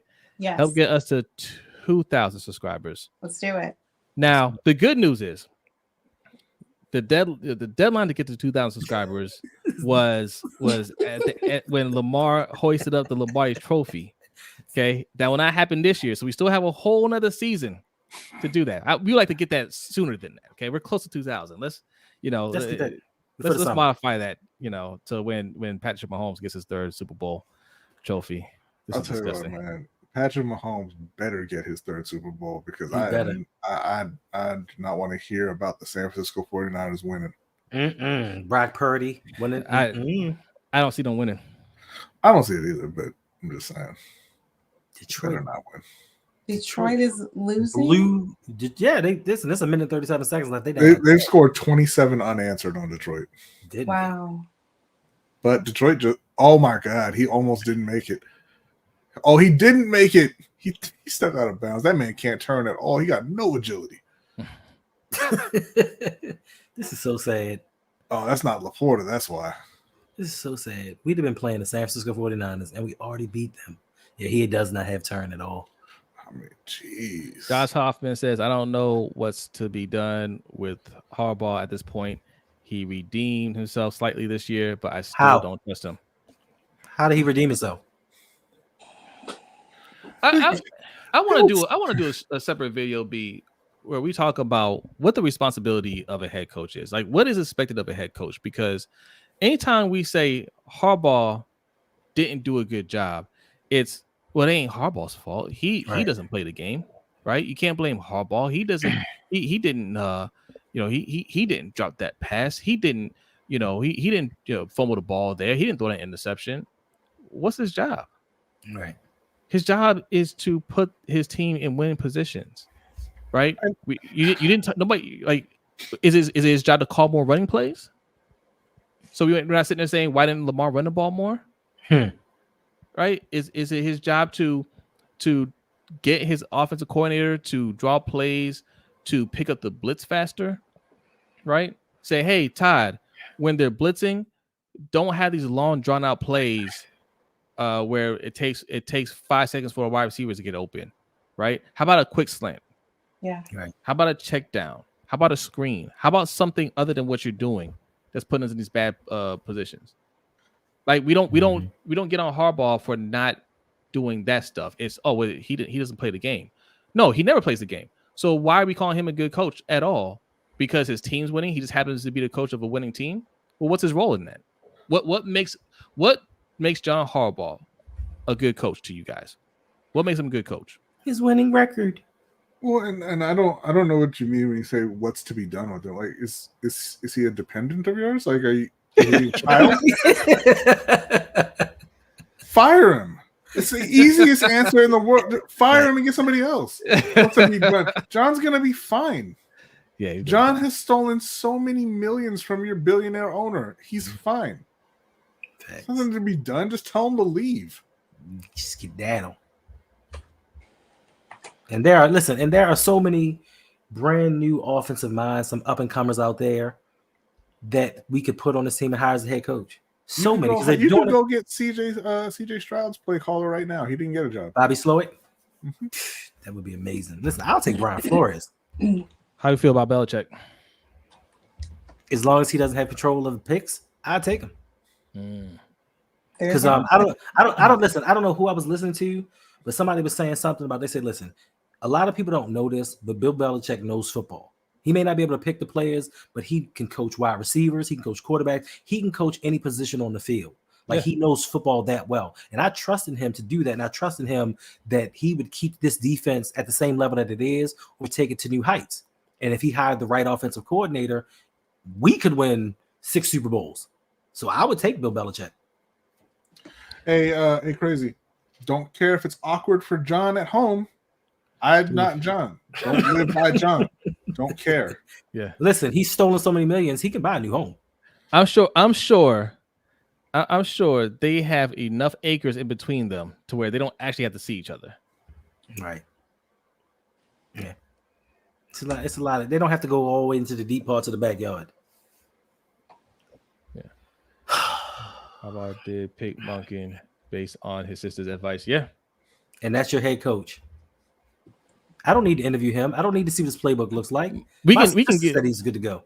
We can move on from Monken too. I know that sounds super aggressive because nobody's calling for his head because the offense played well for the most part, but we can all agree we can do better than this. Facts. But I'll say this. Like, for all the people, what would you do? Who would you hire if you fired John Harbaugh? Because we get that question all the time. Mm-hmm. How would you like to have the guy who's coaching San Francisco right now? Because he was on staff. Could have had him, and you could have just promoted him. Right. But we also give you answers, and you guys just don't listen to that. You don't hear that. And to your point, Jose, no, Todd Monken did not do well. If you look at our offense throughout the season, they struggled until they went back to Greg Roman's Lamar run the ball, take it over. Now he did implement better passing schemes and philosophies, and especially when Andrews went down, they were spaced out correctly, but it still was the same. Lamar, go take over this game. Like, it's not working. We're not scoring any points. Lamar, go do your thing. So I don't think that Monken really did much of anything, to me personally, to be kept around in this situation, because once again, we're in the playoffs, the most run-dominant team there is, and we've run it 8 times. Oh man, the Lions came so close to getting that onside. Too late now. Don't try to want to win the game at the end. It was in the dude's hands. Damn it. Yeah, we want to be a run team, and we don't want to run the ball when we need to run the ball. What y'all think about getting Eric Bieniemy there, head coach? Yeah, that's one of the guys that we said. I still like Byron Leftwich, but Eric Bieniemy, absolutely. I think he's not getting the interviews, he's not getting the looks that he should get, but absolutely. What's up, Jeff Chef? Guy from the game. Hey, what's going on, Chef? So, speaking of Eric Bieniemy didn't. I don't even think he got interviewed this time around. The Commanders are interviewing him this week. Okay. I think he did a good job with the Commanders. Look, they don't have a quarterback. They had a. Y'all gotta stop with the Sam Howell slander. Sam Howell is a bad quarterback. Horrible. And he went right back to the slander, Yolanda. Just say something. His stats tell us the truth. Eric Bieniemy did a good job with that team last year. I think if the new coach comes in, they're not going to keep Bieniemy most likely. We need to bring in Bieniemy. Yep. Yeah. I don't expect Harbaugh to make any moves if he stays because he's a loyal person. I respect that. But we really should be looking at the landscape, looking at what the Chiefs are doing and saying, we have to do something more than what we're doing right now. We have to get more. Mm-hmm. And Airbnb, I think, get more out of this team. I mean, look at, and this is just speculation. I'm not for certain about this, but just look at the Kansas City Chiefs when they turn their office over to Matt Nagy. They look terrible. And I can guarantee you, towards the end of the season, going into the playoffs, Andy Reid said, you know what, Matt, step back. I got the play calling duties now. And this is why they turned it around. And all of these things happen because Eric Bieniemy's not there. And I think that these publications, they keep forgetting to mention that the Chiefs don't look the same because Eric Bieniemy's gone. It's because Juju Smith-Schuster is not wide receiver number 1. And I think they have people out there that really believe Juju Smith-Schuster was the difference in Kansas City because he wasn't. Yeah. I just want to remind, look, first of all, congratulations to the Chiefs. Yeah, the Chiefs fans. Shout out to y'all coming through and showing some love. All right. But telling y'all, this is what championship caliber teams look like. They don't always look great in the. Yes, click that link if you want to do a super chat on our thing. Usually we have the Cash App here. It's still $ LBHT show, doesn't change. All right, that's how we do super chat. Or click that pin link that you see in our chat box. That's how you get a super chat on our side. But just because they didn't look great during the regular season, you can't write them off. You don't get to six straight AFC title games by luck. Right. You don't go to 4 Super Bowls by luck. There's nothing lucky about what they're doing. So I don't care how they look in a regular season. If they're still a playoff team and Mahomes is a quarterback, you better be careful. Right. Yeah. And by the way, this is probably the worst they're gonna look. Mm-hmm. Facts. Agreed. As long as you have the Mahomes Reid duo, you can't count them out at any point. Yeah. Well, it ain't gonna be us. And I thought it was. No. I thought this was the year. I thought this is the year that Lamar was gonna go in there, and I thought that this team was going to have his back. He was going to knock Mahomes off, and it wasn't going to shut the naysayers up, but it was going to quiet it just a little bit. And we were going to get to a Super Bowl and win him the Super Bowl and ride off into the sunset and just live off that for about a season or two, or maybe even start our own dynasty. Maybe we were going to end the dynasty of the Kansas City Chiefs, but now we're back to square one. Now we have to rebuild this team all over again, and we may have to now implement a new defensive coordinator. Like the Super Bowl window isn't closed, but door's cracked, and it's about to shut and lock down. Yeah. The bad news is the Cash App Ravens girl $LBHT show. That is the Cash App. Danity put it in the chat. Also, yep, there it is right there. Also, the pin link that you see in our chat box. Well, actually, if you go to our channel, we have a pin link in there. It's also in the chat box. Just yeah, scroll up there and you'll see it. But either way, you can make a donation, leave a comment, and you'll get animation right here. Microphone Man will raise his fist and salute. Okay. We're not going to win by rolling out the same team as next year. Even if Mike McDonald comes back, right? We're not going to win rolling out the same team. We had to make some changes. We got to make some upgrades. Okay, it doesn't have to be a whole bunch, but we got to make a couple. When will we get consistency with these coaches? When we get new coaches? Yeah, pretty much. Yeah. Chiefs fans here. Hey, salute to the Chiefs, man. Congratulations to y'all. Congratulations. Hope y'all win it all. Says Chiefs fan here. Y'all had a great season. I'm really shocked, to be honest. Lamar had an MVP year. I never thought we'd take it. Good game, guys. All respect. I'm not shocked. Not at all. I'm not shocked. This is your fourth Super Bowl with Pat Mahomes. Nothing shocking about this. At all. Nah. And listen, but I'm going to say this. Y'all better go beat the 49ers. That's all I'm saying. Y'all better go beat them. They will. I don't want no excuses, but I know they are. I like Patrick Mahomes. I like him. I root for him. I root for him to overtake Tom Brady. But just in the meanwhile, let Lamar get in there and get a couple. Yes, I want Lamar to get a couple, but I think when it's all said and done, Pat Mahomes is going to be the greatest quarterback in this galaxy. Listen, I mean, the reality is he's a better quarterback than Tom Brady already. Again, Tom Brady is the most accomplished quarterback. He's not the best. This is true. You are factually correct. I saw their stats through 6 years. Pat Mahomes through 6 seasons has, I think it was 91 more touchdowns and 18 fewer interceptions than Tom Brady did. Remarkable. Wow. Yes, cousin Davon, the stream is still happening. we hurting bad. Yeah. I don't know why I'm here. I'm not hurting at all. Oh, stop it, Brian. You know what? You care about us. You like us. I lied. I'm sorry. My apologies to Usher, but I blame them for the loss. I forgot it was Brodney. Wow. Okay. You picked us in the beginning of the season. There we go. And you also did something else. Brodney's fault. Like every time he picks a team, they lose. No. I didn't bet on y'all to win.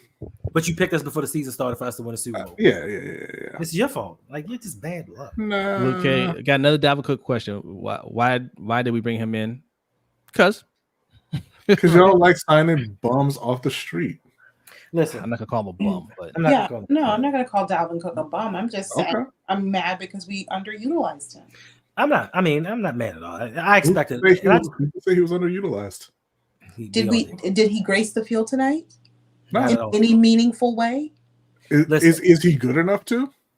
We don't know. Yeah, there's a question mark there. I'm sure we don't utilize him. That's right. I'm sure he can pass block better than Likely or exactly. And listen, Luke. We brought Dalvin Cook in for name value. We brought Dalvin Cook in to kind of shut up the Ravens flock, so the Ravens can say, "Look, we're doing everything we can to win a Super Bowl," and they really not. Like they haven't put enough into this team around Lamar Jackson to win a Super Bowl. And I just had this conversation with somebody on Twitter, and they asked me this question. All organizations are not trying to win championships. They're just trying to remain profitable. Now, is that the same case with the Ravens?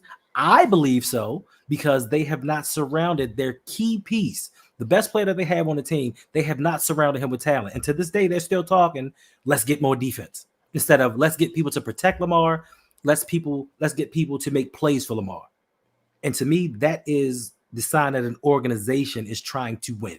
To me, it's my opinion. That's how we've been conditioned as Raven fans. And nothing's going to change this offseason. You guys are mad right now in the chat, right? You're upset, you're emotional, right? But after the Super Bowl and we get to the offseason and we start talking about the draft, y'all gonna be looking at the flashy edge rusher. Like, oh, we could use that. Oh, look at that corner. They said this guy's a lockdown. We could get him. Mm-hmm. Right? He could fall to us. Or we could, or this is you know what? There's so much talent, Hendo. We could trade back and get more picks. We don't have to stick at 30 or whatever we're gonna be, right? We don't have to stick at 29 or 30th pick. We can trade back and get more picks. And shout out to Kimberly for the $10 donation. Appreciate that. you. Let's see. Shout out, Kimberly Kim. said, thanks all. Hey, thank you, Kimberly. Kimberly H. Appreciate that. Appreciate you. Yeah, we there's so much talent. Like getting a couple second round picks. That's like having first round picks. Did you know that? We'll start talking about that. And hey, we can get there's enough wide receivers. We don't have to get one in the first round. We can get one in the second round. Mm-hmm. Yes, Same thing. hit the like button, right? We can get this. Let's get this D lineman now because we're not bringing back Matt BK. We can get a D lineman to fill in there, and we can get this wide receiver in the second round. Right. I don't want to hear any of that. Yes, you have, Ferris. What did Ferris say? I've never had someone say an edge rusher was a flashy pick. Wait a Excuse me? Thibodeau? Right. Are you telling the truth, sir? Chase Young? Or are you bum scooping again? Right. Yes. Edge rushers are flashy picks because they go sack the quarterback. You better not trade back in this draft. No, we better trade up. Yes. We need to trade up. I don't want any more. We're both prepared to be disappointed. Yeah, not because we know what we're gonna do. We know how this is gonna pan out. No more accumulating a bunch of picks. Consolidate those picks. EDC, you're not good at it. You're not good at drafting multiple picks. Shout out to D Weezy for a $2 donation. Appreciate it. It says, do you know how many third round picks you can get for a first? Right. Right. Exactly. No. This needs to be the year where EDC needs to say, I'm not doing a great job at drafting. Right. He's not. Yeah, you're right, X Capital. He can't draft. Oh. He needs to do some self-reflecting and say, I'm not doing a good job with this. I need to hit more on these picks. And the way you hit is to trade up to get sure talent. Mm-hmm. All right. What is a bum scoop? Ferris. A bum scoop is fake news, misinformation, bad information. Okay, that's a bum scoop. That's Ferris. always giving out bad information. Yeah. Besides Lamar, really only superstar we have. Exactly. Lamar's really the only superstar we have. Superstar. Yeah, we got a couple stars. Yes, but superstar, there's a difference. Yeah, and it's not easy to get them, but if you're trying to compete for a Super Bowl, you got to do what you got to do. Right. This is a time to be aggressive. The window isn't completely closed, but next year we can't lean on defense like we leaned on them this year. Thanks. We had to roll out a full, competent offense. Right, the offense was much better than before, but we need to take that next step. Who do y'all want to draft? I want to draft. I want to draft a lineman or wide receiver. But here's a caveat: if we get a wide receiver, I still want us to go and get somebody. Right. Yeah, I prefer us not drafting a wide receiver and focusing on the O-line and get in free agency. Let's get a proven talent at wide receiver. Let's get like I don't know who's going to be free agent. What is the deal with Tyreek Hill? How many years does he have? How many years does he have left on his contract? He's not going anywhere. We don't know. We don't ever know that. We never. I don't like to ever say someone's not. He's going to retire in Miami unless they want to trade him or he wants to be traded. Correct, and that's the way I can see it happening. Just like Ertz said, I want out of here. I want out. It's different. It's different level. The principle is the same. I'm not comparing the. Yes, hometown. Marvin Harrison Jr. If we can find some way to teleport up to number 3 pick, then yes, I would get Marvin Harrison Jr. I would trade all of our picks this year and some picks next year to get Marvin Harrison Jr. Now, for me personally, if we couldn't get Marvin Harrison Jr., I'm team Les Snead, FTP. Yeah. Forget them picks. Go out and get proven players that fit this system and win a Super Bowl. That's where I'm at right now. Right. Y'all cried about the Rams. Oh, they gave up the future to go to 2 Super Bowls. What? And then turn around 2 years later and we're back in the playoffs. That's where I'm at right now. I don't even want to make this pick. Stephon Diggs ain't happy in Buffalo. They not Let's happy get with Stephon Diggs. Hey, take this pick.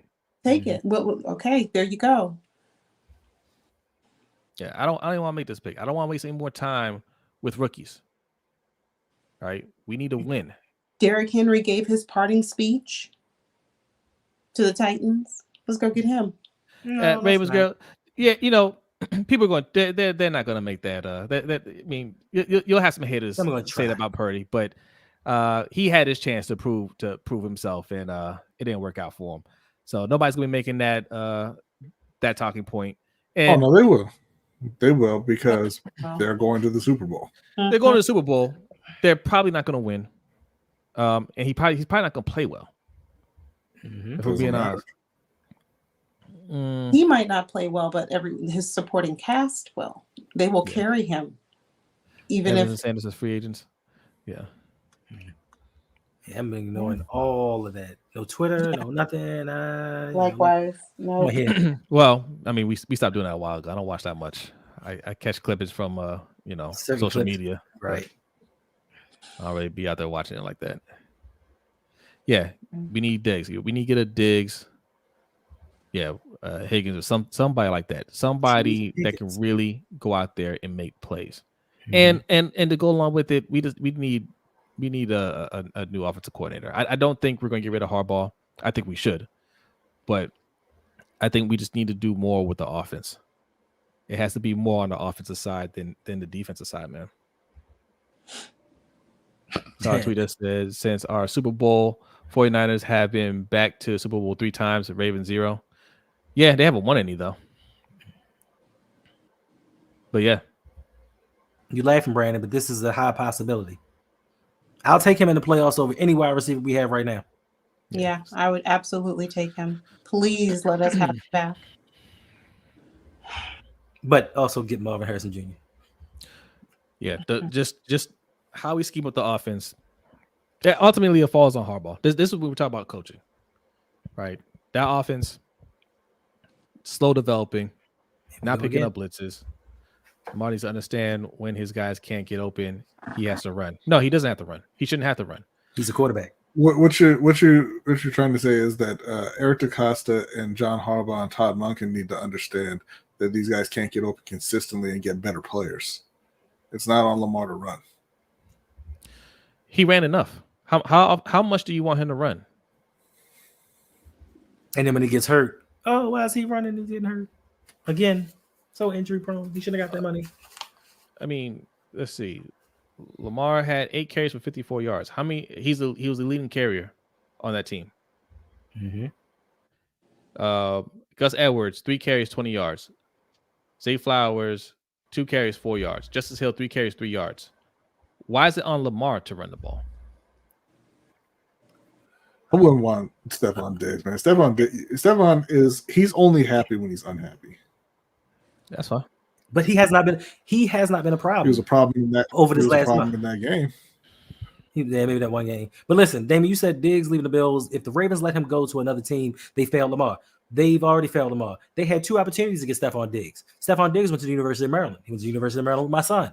And his mother went and talked to Ozzie Newsome and was like, yo, my son is here. He got drafted in the 5th round by the Minnesota Vikings.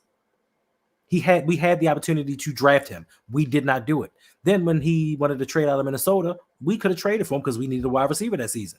We decided, too rich for my blood. I want to go get some more defense.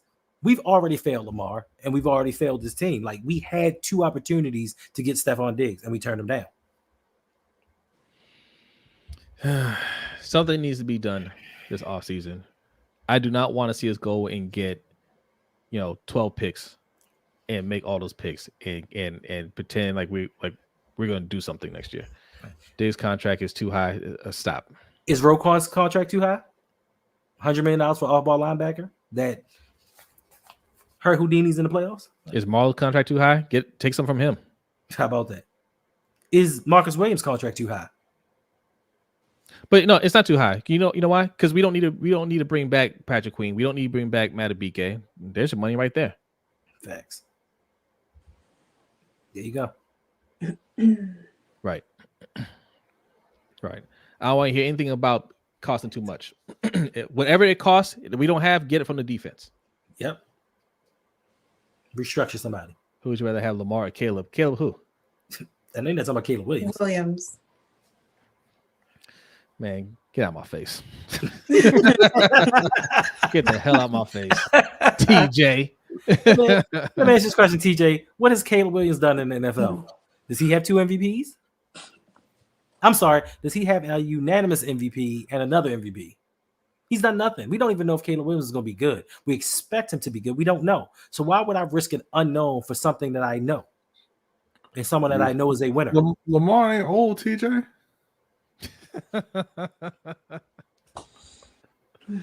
I mean, he's Bryce just rounding his prime. Bryce Young has youth. What does that mean? Youth. I don't know what your goddamn problem is. I'm being honest. I sat here for 3 hours with you. I sat here for 3 hours doing this bullshit when my team wasn't even playing. Wow. And that's how you are coming to me? You're coming to me like that? Hey, Brian, Co-host points, please. Hey, Brian, I do That's apologize, sir. All right, I got all y'all with the co-host points. Listen, I do apologize, but just remember, you got another 2 hours to do tomorrow night.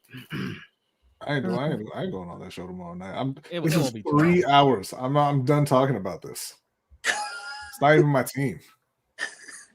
This is true. This is true.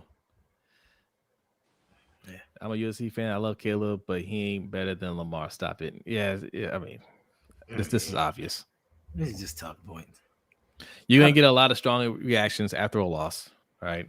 Especially from the younger viewers. It's their first time going through this. But veterans like ourselves, we're used to disappointment. Right. I don't. And here's the thing: I don't hate the Chiefs. Hate the Chiefs for what? They did what they were supposed to do. What do you hate? Yeah, I ain't mad at all. I ain't mad at all. Like, Mahomes, go get another ring. You know, just here's the thing. Doesn't matter who you're a fan of. You're a fan of the Chiefs. The Chiefs already been through this. They went their entire existence not winning. Yep. Okay. So they should be very happy right now. They should be living it up. The Patriots, they had their run, but they had a lot of years of losing. Every franchise loses more than they win. Not the Panthers. I'm Wow. Hey, shout out to Buck for the 333 donation. Appreciate you. Says you want MHJ. Send your next 6 firsts and seconds. Who? Marvin Harrison Jr. How about counter offer, Buck? How about we just wait 3 years for Arizona to waste him like they do everyone else, and he'll ask for a trade, and then they can get him for like a first and a third, maybe a second and 2/3, maybe. The way that Arizona doing it. So I wasn't ready for this for these conversations yet.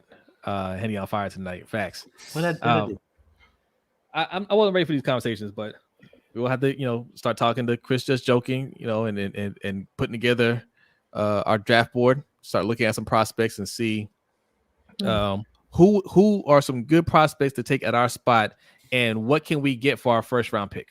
Mm-hmm. And I don't mean in the draft. I mean, who can we trade for with our first round pick? Right. Because I do not want to keep that pick.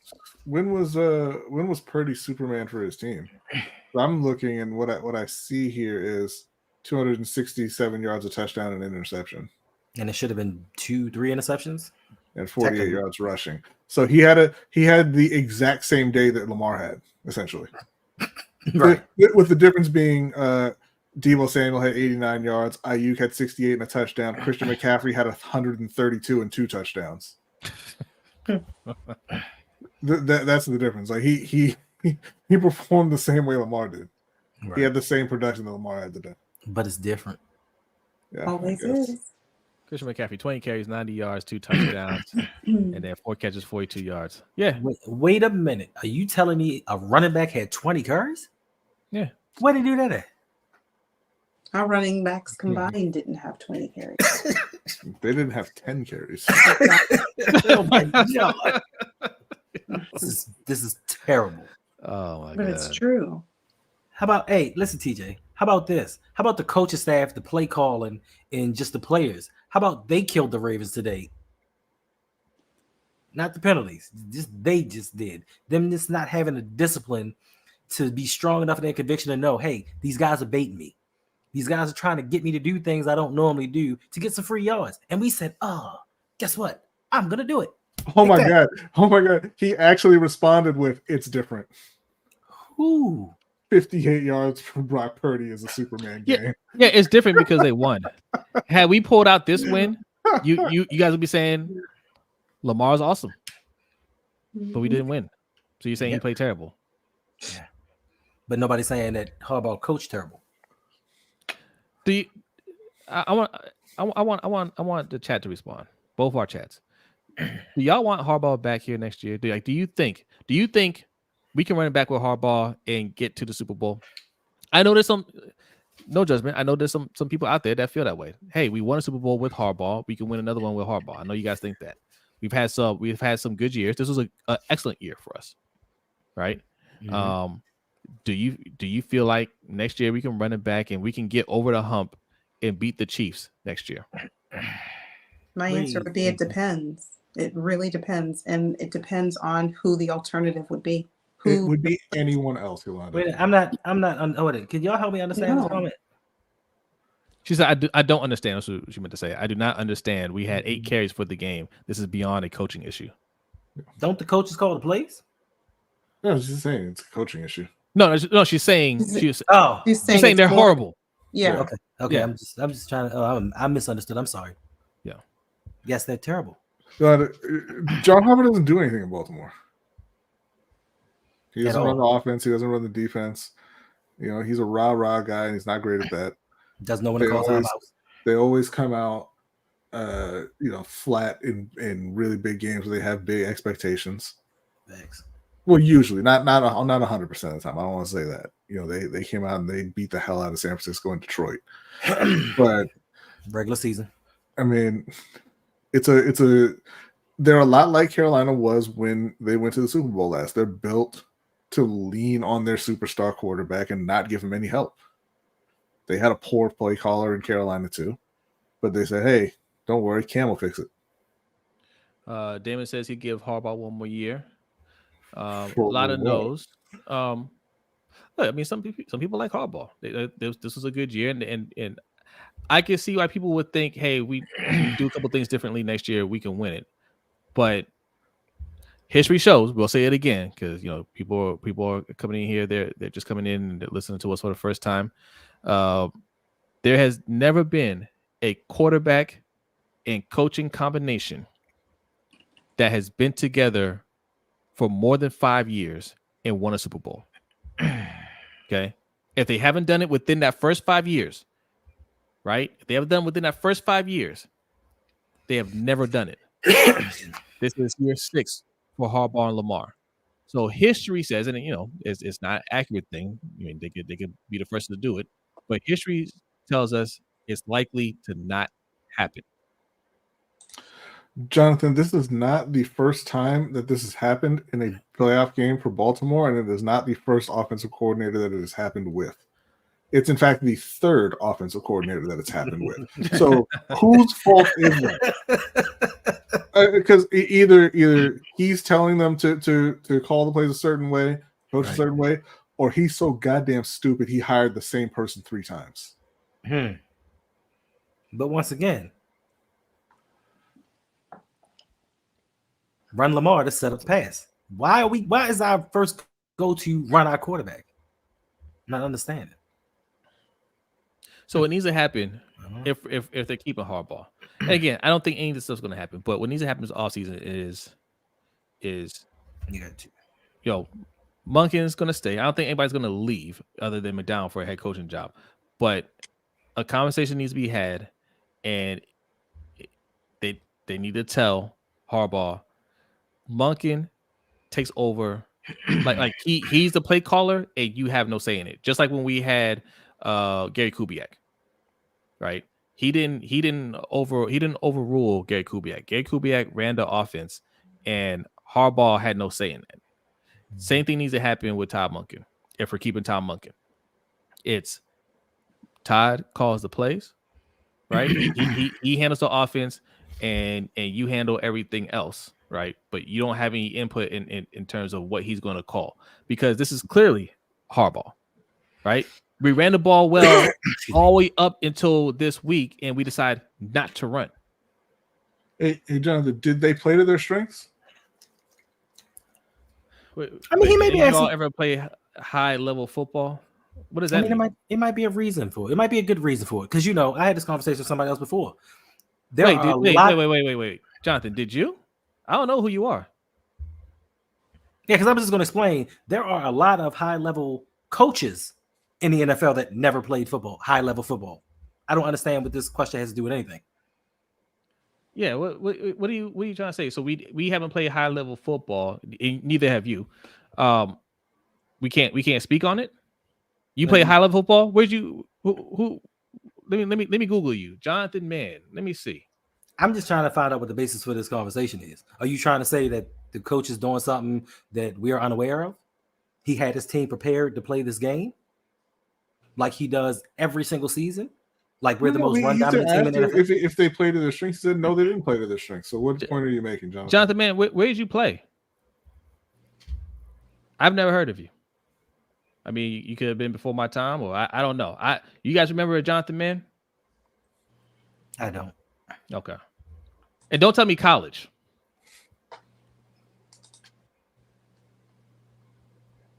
Don't tell me college. I'm just trying to figure out. Did you play in the NFL? You said high level.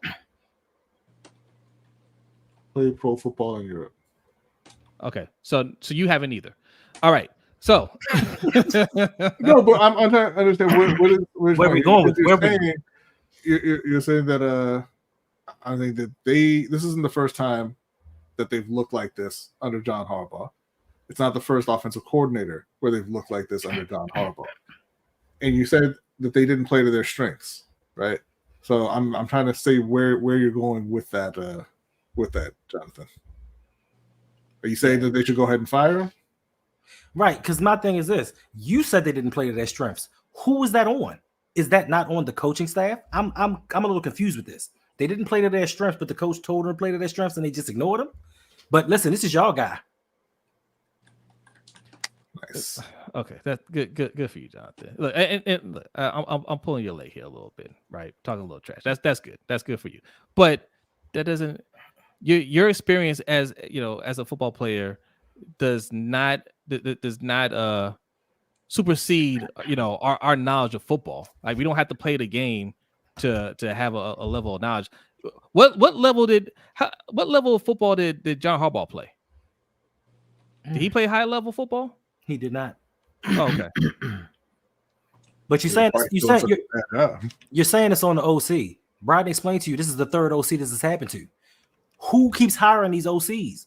Because I don't know if you know the Ravens, Eric DeCosta's not hiring these OCs. John Harbaugh is. So if you're hiring the same guy to do the same thing, is that not on the man that keeps hiring you?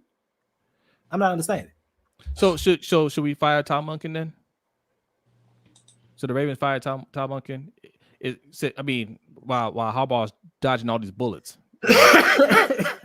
does Tom Monken catch that stray and say, "Hey, he got to go. We got to bring somebody else in"? But how many offensive coordinators has that been since John Harbaugh's been here? Well, yeah, that's what I'm trying to go with it. Right. Okay. Right? So while we're not blaming Harbaugh and saying, it's his fault. All right, we're gonna bring in another coordinator, and he's gonna look good in the regular season, and then we get to the playoffs and we play a tough team, and we look exactly like that. The OC is not bad. The OC just called a bad game. Oh, okay, great.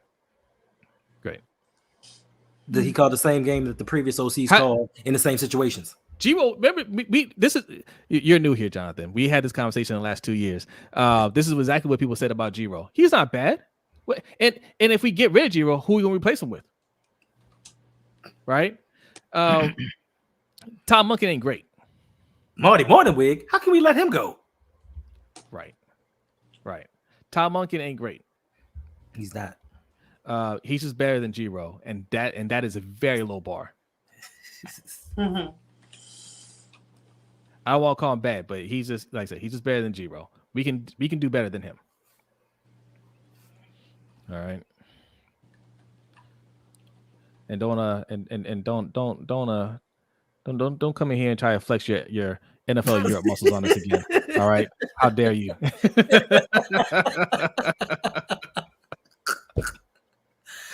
Oh man. Thanks for coming through, Jonathan. Appreciate it, man.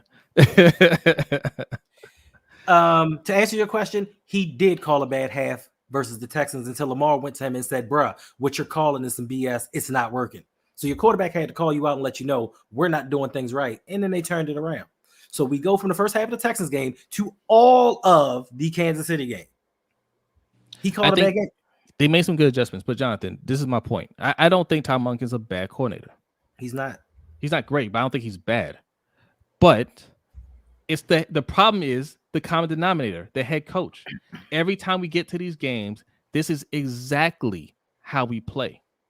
Every time we get into these type of games, this is exactly how we play. We don't run the ball, right? The head coach is the one that says, hey, I need to run here, or I want to pass here, right? Mm-hmm.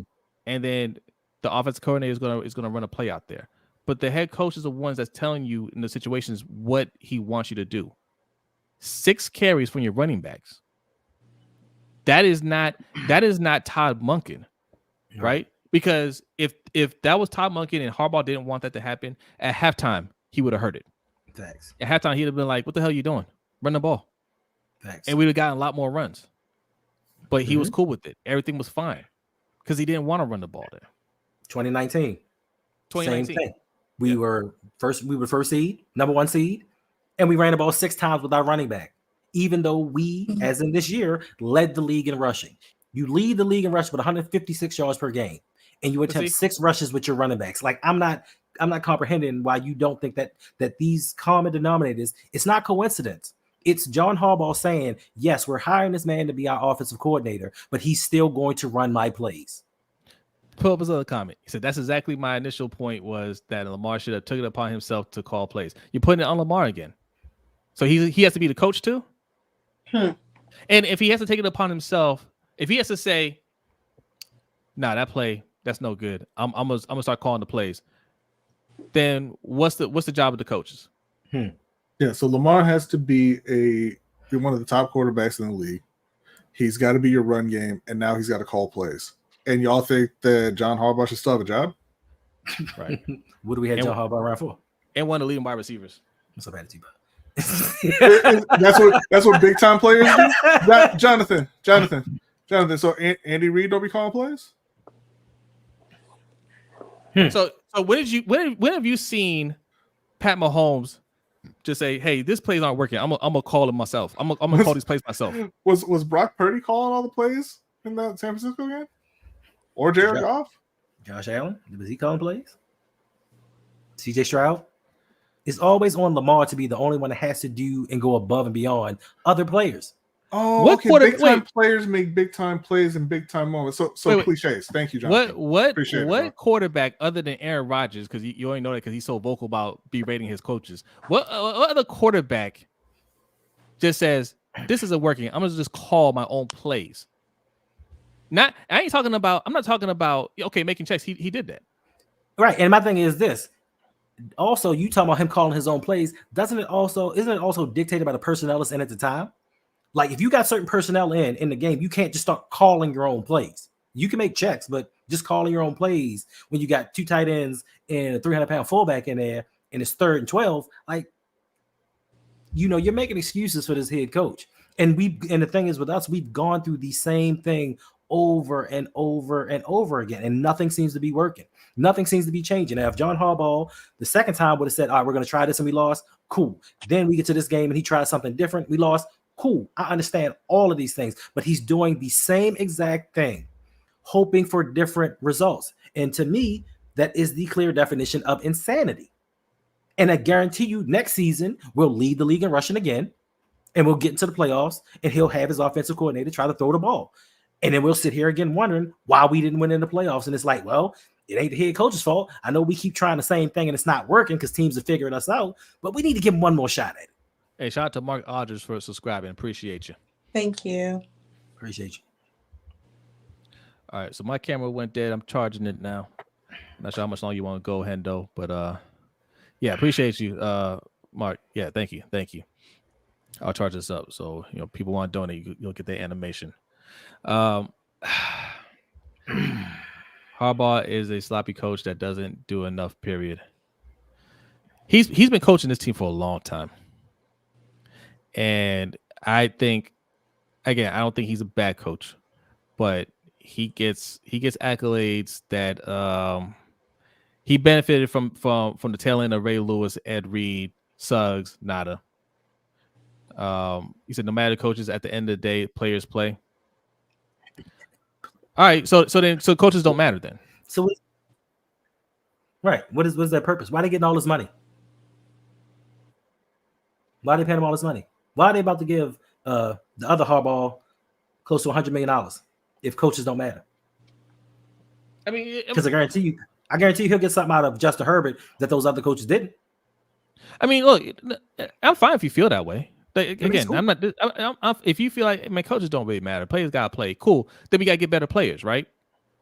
We gotta get more talent. We can't just have one guy doing it all and not have any coaching, not have any real weapons, and saying, well, he just has to play better. It can't be that. Right. And to your point, John Harbaugh is a coach that prefers to run the ball. He said this out of his mouth. I want to be a run-dominant team. I want to be a historically great run-dominant team. And we've done that until we get to the playoffs. Once we get to the playoffs, he says, you know what? Everything that has been working for us, scrap it. Let's do something else. And even if he's not in control of these things, when your coordinators go off the rails and you see in a half that you pass the ball 32 times and you run the ball once, you as the head coach need to go to him and say, hey, bro, turn us around and do something different. Not just sit back and say, you know what? Whatever happens, happens. And then when we get to the press conference, it's always going to be, hey, we just got to stack plays and get better. And next season come in and do some things different. And then do the exact same thing all over again. Yeah. And I agree. And this is the point, and I don't know if you're a Ravens fan or not. Lamar does need a more consistent supporting cast. But as John Harbaugh is the head coach of this team, he likes beta males. He doesn't want people to talk back to him. He doesn't want people to question his authority.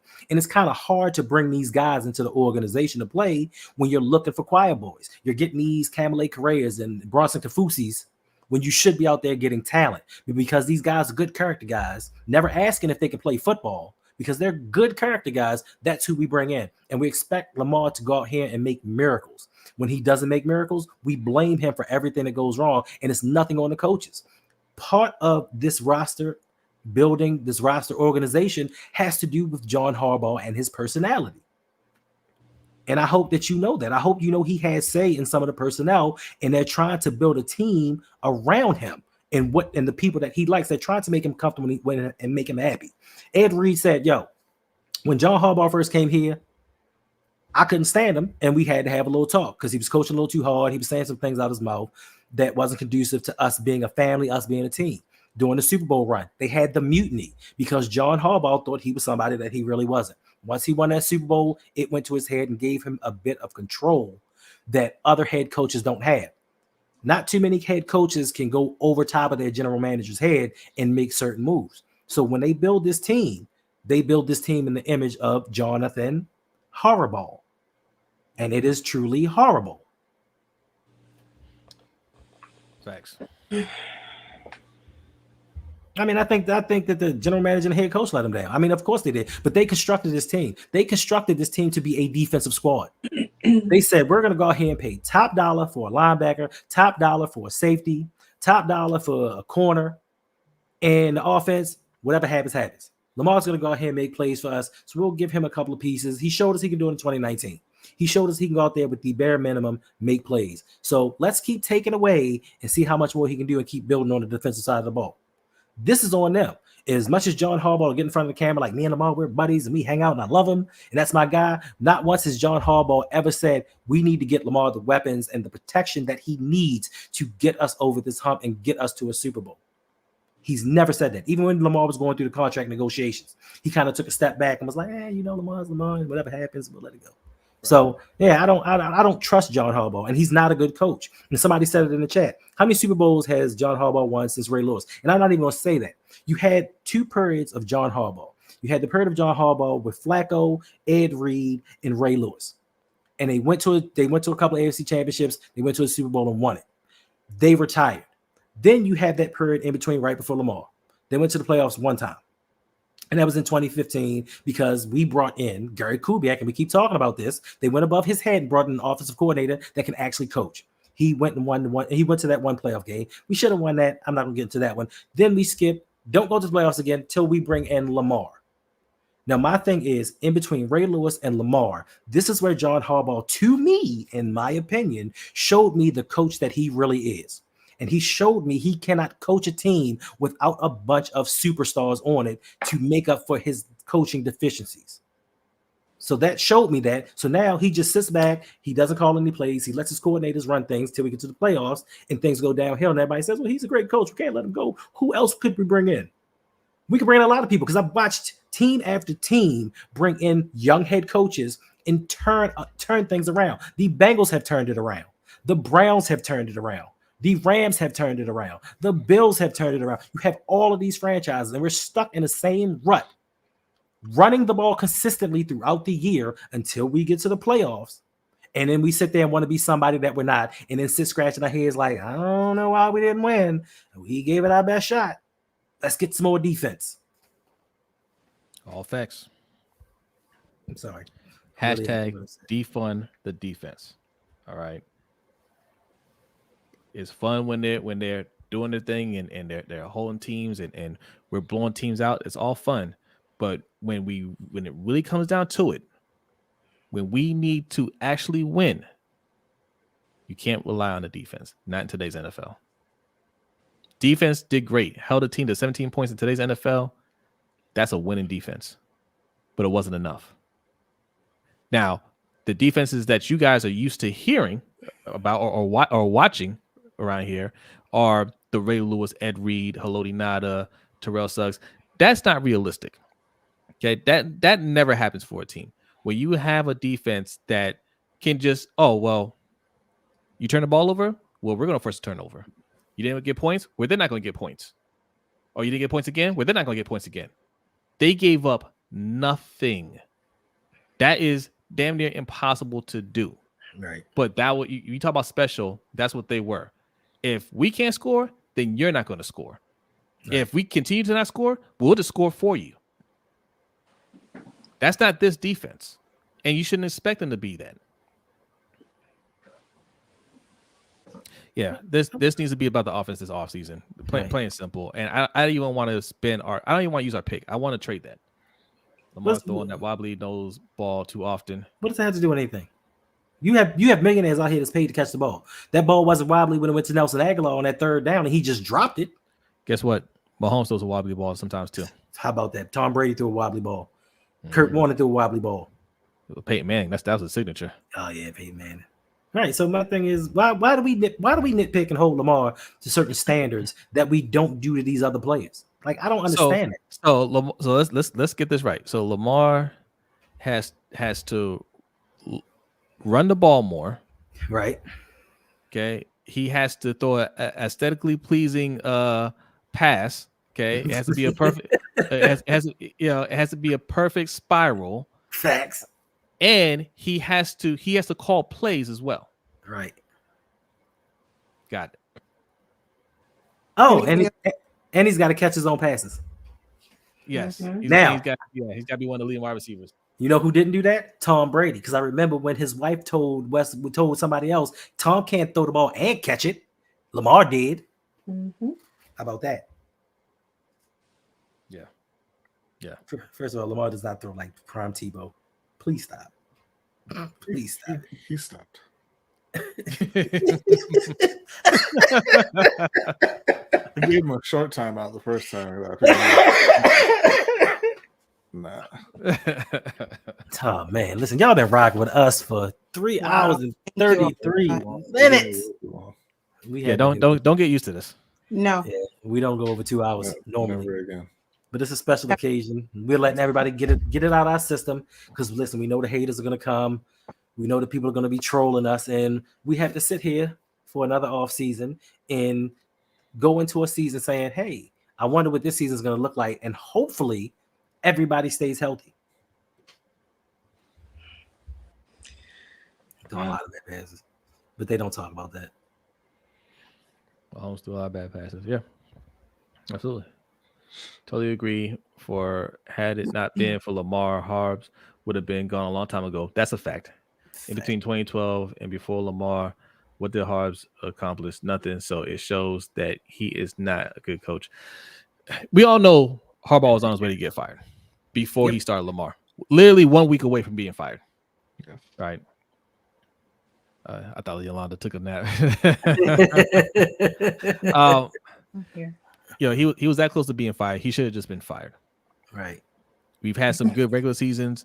And I don't think, just be honest here, I don't think Harbaugh was that big of, he played that big of a role in the success that we've had in 2019 and this year, right? And just throughout Lamar's career. I don't think he played that big of a role.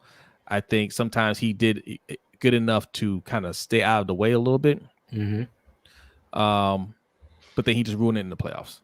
And this is another example of that. And again, the Super Bowl isn't guaranteed for anybody. It's not guaranteed for anybody. Except for Pat Mahomes. Yeah. But we should be striving towards that. And when you don't see any adjustments throughout the years, you see us losing the same exact way. How much longer do you want to see this? Right? I'm telling you, B picked the Ravens to go to the Super Bowl this year. He said it all the way through. Jesus. As much as we criticize Harbaugh and EDC, right? I didn't pick him to go to the Super Bowl, right? I expect them to go far, but we had high expectations for this team. I'm telling you right now today, I have high expectations next year for this team. I think even with the fall off on the defensive side, and I don't think it's going to be as big as people are predicting, but I think it'll be a fall off. I'm telling you, we'll be right back here next year. But if Harbaugh is the head coach, I don't think we'll get past the Chiefs, or if it's the Bills. I just feel like we're not going to get over that hump if Harbaugh is the coach here. I don't want my coach dancing in the locker room after a playoff game, let alone Super Bowl. I don't care, dance. Look, I don't care if they're dancing, man. Like, win though. Just be facts.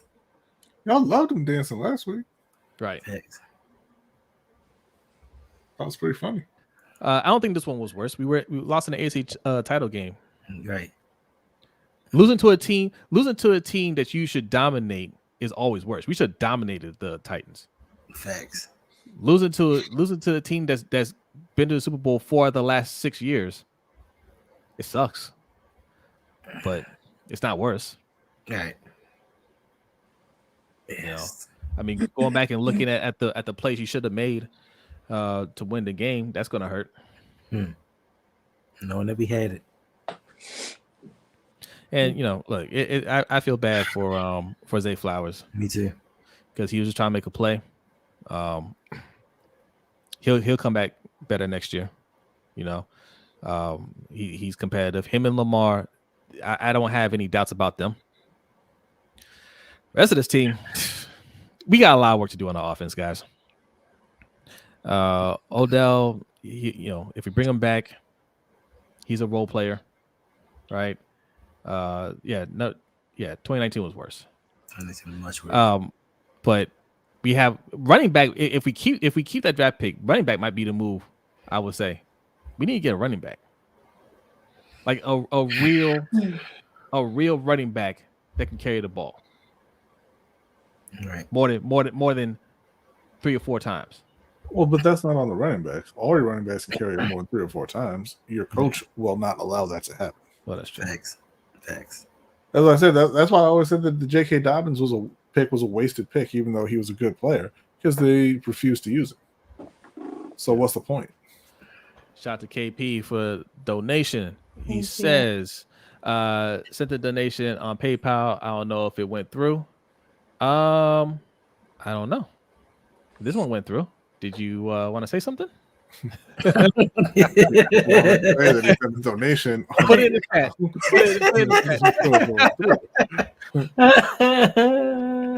I appreciate it, KP, man. Thank you so much. Appreciate it. If you have a comment, just put it in the chat. We'll read it.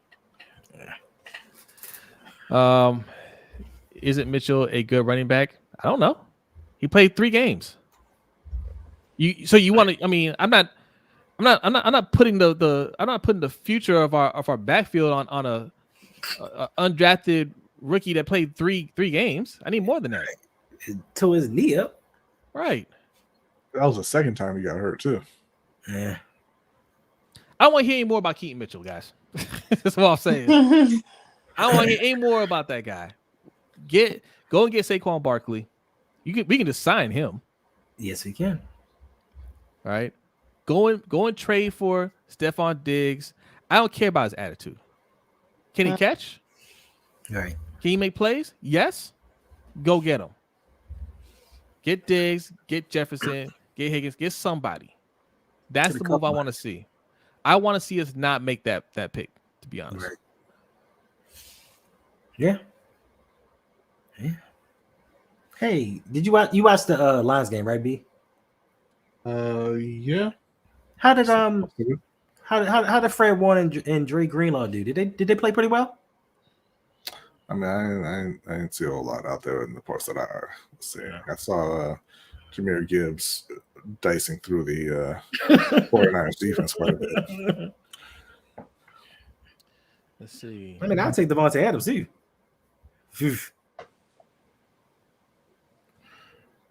Yeah, that's crazy, Damon. He says ESPN just tweeted, until Lamar is better in critical games, the Ravens will continue to fail. But their takeaway from the Buffalo game was Josh Allen will get there eventually. Yeah. How can you say his window's closed? Like, he's only in his 7th year.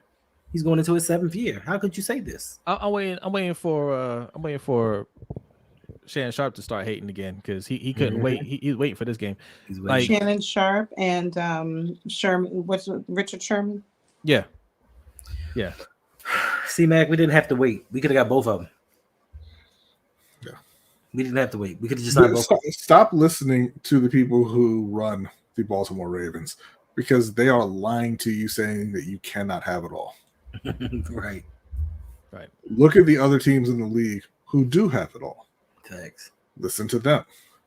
Yeah, start doing that. And when they tell you, "Oh, we can't do that," don't listen to them. I hope so, but not with this coaching staff. He will not, because they expect him to do it all. They expect him to be our leading rusher year in and year out. No, he will. You know why? Because he's already doing the things that Cam didn't do off the field, and that's holding them accountable, saying, "No, you need to pay me." Well, look, I mean, I don't know. Like, Cam's career was shorter because he got hurt, not because of anything else. Like, he had a freak injury that essentially ended his career. I don't even think that, and I think he could have come back from that. He was just he was never the same after that. He could have still played. I'm always gonna argue that he could have still played, but he had a rep for whatever reason. Like, he wasn't a bad teammate or anything like that. But just teams shied away from him. Coaches didn't want to give him another opportunity. So like his opportunity just kind of faded away. I think he could have still played. His shoulder was shot, shredded. Listen, they just showed the Zay Flowers touchdown on TV, and Lamar threw a perfect rainbow pass. Perfect pass. I don't hear none of y'all talk about that. Y'all talk about all the bad, but y'all don't want to talk about the good. Yeah. No, Ravens fans still swear that hitting deep passes is the same as handoffs. Yeah. Titans can afford D-Hop, but not Ravens. Yeah. We could have, but they tell you and try to make you believe that we couldn't. And then Ravens fans get all up in arms. We can't. I'm sorry to quote y'all mans. This ain't Madden. What y'all think? Y'all can keep getting these players? Other teams do. Mm-hmm. But when it comes to us, we got to watch EDC's pocket, so we're not getting invited to his house. Yeah, don't subscribe to that defeatist attitude, right? We clearly need more, right? And unless you think this is all Lamar's fault and he just has to play better, we clearly need more on that side of the ball. There's nobody on that offensive side that you're looking at saying, Yeah, man. So glad we have him. Right? Not one. There's not one person that we can look at and say, "Oh, y'all got Travis Kelce? Watch this." You know what I'm saying? You don't have that guy. So strive to get that person because we demand it on defense. Like, think about that. We drafted a linebacker in the first round in Patrick Queen. And they were like, not good enough.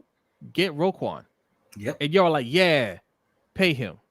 But we sitting here saying, Rashad Bateman? Nah, that ain't good enough. Zay Flowers? Cool. We need more. And it's like, well, how are we going to afford that? This ain't Madden. You can't just go and get people. Oh, you want to get Stephon Diggs? He was mad because he didn't get the ball one time. Can't have that attitude on this team. You know what y'all talking about? We have Pat Ricard.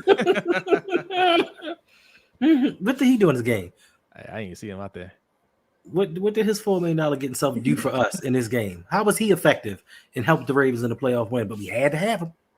BJ wants to know what was the game plan. I don't know what the game plan was. The coaching staff don't know what the game plan was.